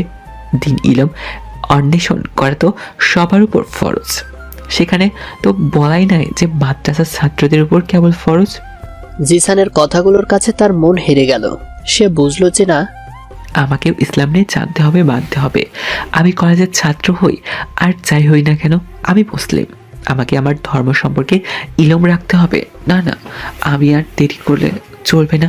আজকেই ছুটির পর বিষয়টা নিয়ে আলিফকে সাথে কথা বলতে হবে খুব দ্রুতই। দেখতে দেখতে ক্লাস শেষ হয়ে গেল। আলিফ লাইব্রেরিতে চলে গেল। আয়শা কালকের কথাগুলোর কথা মনে করে আর আলিফের কাছে গেল না। সে আস্তে করে গাড়িতে উঠে বাড়িতে চলে গেল। জিসান লাইব্রেরিতে আসলো। দোস্ত, তোর সাথে কিছু কথা আছে। বল। দোস্ত, আমি আর এভাবে থাকতে চাই না। আমিও ইসলাম নিয়ে কিছু জানতে চাই, মানতে চাই। তোর মতো দিন নিয়ে ফিকির করতে চাই। আমাকে কিছু সাজেশন দে। আলিফ অবাক দৃষ্টিতে তার দিকে তাকিয়ে আছে। নিজের চোখকে আর কানকে সে বিশ্বাসই করতে পারছে না। যে ছেলে ঠিকমতো নামাজও পড়তো না, সারাদিন শুধু আড্ডা আর মেয়ে পটানো নিয়ে ব্যস্ত থাকতো, সে দিনদার হতে এসেছে। এইভাবে তাকাচ্ছিস কেন? আমি সত্যি ভালো হয়ে যেতে চাই। আজকে নিজেকে নিজে প্রশ্ন করে আমি সিদ্ধান্তটা নিয়েছি। মাশাল্লাহ, খুব ভালো সিদ্ধান্ত। কিন্তু আজকে হঠাৎ কেন এমন সিদ্ধান্ত? আসলে আজকে তৃষাকে দেখে আমার মনের ভেতর চিন্তাতে আসি। ও হিন্দু হয়ে আমাদের ইসলাম নিয়ে ভাবছে, আর আমি মুসলিম হয়ে কিভাবে বসে থাকবো বল? আজকে আমি খুব খুশি। এই দিনটির জন্যই আমি অপেক্ষা করছিলাম। ধন্যবাদ। এখন আমাকে বল, আমি কি করব? আলিফ তাকে নামাজ, রোজা, দান সাদকা ইত্যাদির কথা বলল, আর সাথে পড়ার জন্য কয়েকটা বইয়ের নামও দিল। একটু পরেই তৃষা এলো। কোনো প্রকার ভূমিকা ছাড়াই তৃষা জিসানের সামনে জিজ্ঞেস করলো, আচ্ছা, আপনি আমাকে কালকে এগুলো কি বই উপহার দিলেন? কেন, পছন্দ হয়নি? হয়েছে, কিন্তু কিন্তু কি? আসলে কালকে বইগুলো একটাও আমি পড়তে পারিনি। বইগুলোর দিকে তাকালেই আমার ভয় লাগে। কে যেন আমাকে আড়াল থেকে বলে যে ফিরে আয়, ফিরে আয়। আমি কালকে বইগুলো নিয়ে ভীষণ ভয় পেয়েছি। একটা বই খুলে আবার বন্ধ করে ফেলেছি। আলিফ কিছুটা আঁচ করতে পারছে। নিশ্চয়ই তৃষার মধ্যে ইসলামিক সংস্কৃতি আসতে যাচ্ছে। সে তাকে সাহস দিয়ে বলল, আরে তেমন কোনো সমস্যা না। আপনি আজকে গিয়ে ভালো করে মনোযোগ দিয়ে বই দুটো পড়বেন, দেখবেন ভালো লাগবে, ভয়ও চলে যাবে। আচ্ছা, ঠিক আছে। আর হ্যাঁ, আগে হ্যাপি থেকে আমাতুল্লাহ এই বইটা পড়বেন, তারপর হে আমার মেয়ে বইটা পড়বেন, কেমন? আচ্ছা, ঠিক আছে। তৃষা মনে মনে একটু সাহস পেল। আলিফের সামনে আসলেই তৃষার জন্য পৃথিবীর সমস্ত দুঃখ, কষ্ট, ক্লেশ সব নিমিষেই হাওয়া হয়ে যায়। আচ্ছা, তাহলে আমি আসি। জি, আসুন। তৃষা চলে গেল। জিসান তাদের কথাগুলো এতক্ষণ ধরে হাঁ করে শুনেই গেল। এবার হাঁটা বন্ধ করে বলল, কি রে ভাই, বিষয়টা কি? আলিফ তাকে ম্যাটারটা খুলে বলল। আবার জিসানের মধ্যে ইসলাম নিয়ে জানার আগ্রহটা বেড়ে গেল। একটু পর দুজনের কথা বলতে বলতে লাইব্রেরি থেকে বের হয়ে গেল। এভাবে আজকের দিনটা চলে গেল। তৃষা রাতে আলিফের বলা বইটা পড়ছে। বইটা পড়ার পর সারা রাত সে আর একটু ঘুমাতে পারেনি। বারবার শুধু বইয়ের হ্যাপির কথা ভাবছে কিভাবে এত বড় একজন অ্যাক্ট্রেস ইসলামের পথে ফিরে আসে। কত কষ্ট সহ্য করতে হয়েছে তাকে, তবুও সে তার লক্ষ্য থেকে সরেনি। বিভিন্ন চিন্তা তার মাথায় চেপে বসলো। সারা রাত না ঘুমানোর কারণে সকাল থেকে তার মাথাটা ভীষণ ব্যথা করছে। আজকে আর কলেজে যাওয়ার সিদ্ধান্ত নিল না। আয়েশারও রাত ভালোভাবেই কাটলো। তবে কেন জানে তার মন খারাপ। কিন্তু কেন খারাপ, এই কেনর কোনো উত্তর সে খুঁজে পাচ্ছে না। আসলে কালকের আলিফের কথাগুলো শোনার পর থেকেই মেয়েটা কেমন যেন শান্ত হয়ে পড়ল। আবার সবাই কলেজে আসলো, কিন্তু তৃষার অসুস্থতার জন্য আসতে পারেনি। আয়েশার নীরবতা বিষয়টা দৃষ্টিগোচর হলো আলিফের। ভাবছে, মেয়েটাকে ওই দিন বিষয়গুলো বলাতে হয়তো কষ্ট পেয়েছে, কিন্তু আমি কি করব? ওই কাজগুলো তো ইসলাম সমর্থন করে না। আচ্ছা, ছুটির পরে আয়েশার সাথে একটু কথা বলে নেওয়া দরকার। তৃষার অসুস্থতা আস্তে আস্তে বেড়েই চলল। একসময় তার মা আর সহ্য করতে না পেরে ওনার স্বামী সহ তাকে ডাক্তারের কাছে নিয়ে আসলো। ডাক্তার পরীক্ষা করে বললেন, আপনার মেয়ে মানসিকভাবে অসুস্থ। মানে? তেমন কিছু না, আসলে সে সারাদিন কোনো কিছু নিয়ে ভাবে, যার কারণে তার ব্রেইনে অতিরিক্ত প্রেশার পড়াতে এমন হয়েছে। আর আমার মনে হয় তৃষা মা রাতে তেমন একটা ঘুমায় না। সব মিলিয়ে বলবো তৃষা একটু বেশি চিন্তা করছে যে কোনো বিষয় নিয়ে। এখন আমরা কি করব? কোনো চিন্তা করবেন না, আমি ঘুমের ইনজেকশন দিয়েছি। আনুমানিক 5 থেকে 6 ঘন্টা ইনজেকশনটা কার্যকর হবে। এরপর সজাগ হলে চেক আপ করে কিছু ঔষধ লিখে দিব, নিয়মিত খাওয়াবেন। আর তাকে যে বিষয়টি নিয়ে চিন্তায় আছে ওই বিষয়টি থেকে ভুলিয়ে রাখবেন, অর্থাৎ তাকে চিন্তামুক্ত রাখবেন। ধন্যবাদ ডাক্তার। It's okay. কলেজ শেষে আলিফ আজকে আর ক্লাস থেকে বের হচ্ছে না। আয়েশার সাথে কথা বলবে। আয়েশা বের হওয়ার সময় আলিফ বলল, এই শুনুন, আপনার সাথে কিছু কথা আছে। আয়েশার পাশের মেয়েটা তো যেন মুক্ত খুঁজে পেল। সে আয়েশাকে বলল, কিরে আয়েশা, আলিফ যে আমাকে ডাকছে। আজকে তো মনে হয় আমার দিনটাই ভালো কাটবে। যাব তার কাছে? তোকে ডেকে থাকলে যা, কি বলে শুনে আয়। কিন্তু আমার তো লজ্জা লাগছে। ওকে, তুই লজ্জা নিয়ে দাঁড়িয়ে থাক, আমি গেলাম, বাই। আয়েশা ক্লাস থেকে বের হয়ে যাচ্ছে দেখে আলিফ আবার বলে উঠল, আরে আমি আপনাকে কিছু গুরুত্বপূর্ণ কথা বলতে চাচ্ছি, এভাবে আমাকে ইগনোর করে চলে যাচ্ছেন কেন? আয়েশা থমকে দাঁড়ালো। তার বান্ধবীর কপালে আকাশ ভেঙে পড়ল। সে যেন চোখে সর্ষে ফুল দেখছে। আয়েশার পাশে গিয়ে বলল, কি রে, এটা কি হলো? কই কি হলো? আলিফ তো আমাকে ডাকছে না, তোকে ডাকছে। তা তো বুঝতে পারলামই। তাহলে শুধু শুধু আমি কিছুক্ষণের জন্য মিথ্যা স্বপ্ন দেখলাম? যা তার কাছে যা, শুনে আয় কি বলে। আচ্ছা, যাচ্ছি। আলিফের সামনে দাঁড়ালো। আলিফ টেবিলের পাশে বসা। আয়েশা নিচের দিকে তাকিয়ে আছে। মনটা হয়তো খারাপ। হেজাবের নিচে তো আর দেখা যাচ্ছে না, তবে তার চোখগুলো দেখে বোঝা যাচ্ছে মন খারাপ। আলিফ বলল, আচ্ছা শুনুন, আপনি মনে হয় আমার উপর রাগ করে আছেন। আয়েশা কোনো কথা বলছে না। আবার আলিফ বলল, দেখুন, আমার কিছুই করার নেই, এগুলো ইসলাম সমর্থন করে না। আর তাছাড়া আমি চাই না আমাদের নতুন জীবনটা শুরু হোক কোনো হারাম কাজের মাধ্যমে, তাই এগুলো বাদ দিয়েছি। তবুও আয়েশার কোনো কথা নেই। আচ্ছা, এখনো রাগ করে আছেন আমার উপর? আচ্ছা সরি, এই আমি কানে ধরলাম, এবার তো রাগটা দূর করুন। আয়েশার মুস্কি হাসিটা আলিফের কানে ভেসে আসলো। যাক বাবা, অবশেষে বাঁচলাম। আর তাছাড়া আর মাত্র কয়েকটা দিনই তো বাকি। এরপরে আপনার সকল চাওয়া, আশা, স্বপ্ন সব কিছু ইনশাল্লাহ পূরণ করব। এখন কয়েকটা দিনের জন্য এগুলো মাথা থেকে ডিলিট করে দিন, কেমন? আয়েশা মাথা নেড়ে বুঝিয়ে দিল যে আচ্ছা, ওকে, আপনি এবার আসতে পারেন। আসসালামু আলাইকুম। ওয়ালাইকুম আসসালাম। আলিফ আয়েশার চলে যাওয়ার পর ভাবছে, আল্লাহ, মেয়েরা কিভাবে যে এত রাগ করে থাকতে পারে। আসলে বাঁকা হাড় দিয়ে তৈরি তো, তাই হয়তো। ডাক্তার তৃষার আব্বুকে একটা প্রেসক্রিপশন দিয়ে বলল, এই নিন, কাগজে যে ঔষধগুলো লেখা আছে নিচে একটা ছোট ডিসপেন্সারি আছে, ওখান থেকে কিনে নিয়ে আসুন। উনি চলে গেলেন ঔষধগুলো আনার জন্য। ডাক্তার তৃষাকে বলল, মা আমাকে একটা সত্যি কথা বলবে? তৃষার পাশে তার মা বসা। তৃষা বলল, জি ডাক্তার, বলুন। তুমি কি সারাদিন টেনশনে থাকো? আমাকে বললে আমি দূর করার ব্যবস্থা করছি। তৃষা কিছু বলছে না। দেখো মা, আমাকে না বললে তোমারই ক্ষতি হবে। না বললে আমি সঠিক ঔষধ দিতে পারবো না, এতে তোমার শরীর আরও খারাপ হয়ে যাবে। তৃষা তবুও কিছু বলছে না। তার মা তার কোনো কথার আওয়াজ না শুনতে পেয়ে বলল, কি হলো? ডাক্তার সাহেবকে সব কিছু খুলে বলছিস না কেন? বল। তেমন কিছু না, আসলে পড়ালেখা নিয়ে একটু চিন্তায় আছি। ও ভালো, কিন্তু এত বেশি চিন্তা করো না মা। দেখলো তো আজকে শরীর খারাপ হয়ে গেল, বেঁচে তো আগে থাকতে হবে নাকি? ওকে। এই তো ওষুধ এনেছি। ডাক্তার কয়েকটা ঔষধ বের করে তৃষাকে খাইয়ে দিল। ডাক্তার বলল, কিছুক্ষণ পরে নিয়ে যেতে পারবেন তৃষা আমাকে? ওকে ডাক্তার। তৃষাকে বাড়িতে নিয়ে আসা হলো। আস্তে আস্তে মা বাবার হাজারটা প্রশ্নের সম্মুখীন হতে হয়েছে তাকে। যেমন, কিসের এত চিন্তা তোর? লেখাপড়া নিয়ে কেউ এত চিন্তা করে? সত্যি করে বল, আমাদেরকে একদম মিথ্যা বলবি না। ইত্যাদি ইত্যাদি নানাবিধ প্রশ্ন। তৃষা সত্যি কথা বলেনি, ও শুধু বারবার এই একই কথা বলতো। পড়ালেখা নিয়ে চিন্তা করি। আয়শার এখন মনে প্রশান্তি। আলিফ তার কাছে ক্ষমা চেয়েছে। ও যেন মনে মনে এটারই আশায় ছিল যে আলিফ আগ বাড়িয়ে তার কাছে এসে ক্ষমা চাইবে, তার সাথে কথা বলবে। আলিফ বাড়িতে আসলে তার মা বলল, কি রে, তোর কলেজের বন্ধুদেরকে বিয়েতে দাওয়াত দিয়েছিস? না মা, এখনো দেওয়া হয়নি। কেন? বিয়ের আগের দিন দিব, সমস্যা কি? কেন এত দেরিতে কেন? কারণ আছে, আর যে কারণে বিয়ের আগের দিন দাওয়াত দেব তা যেন পূরণ হয় তার জন্য দোয়া করো। ইনশাল্লাহ।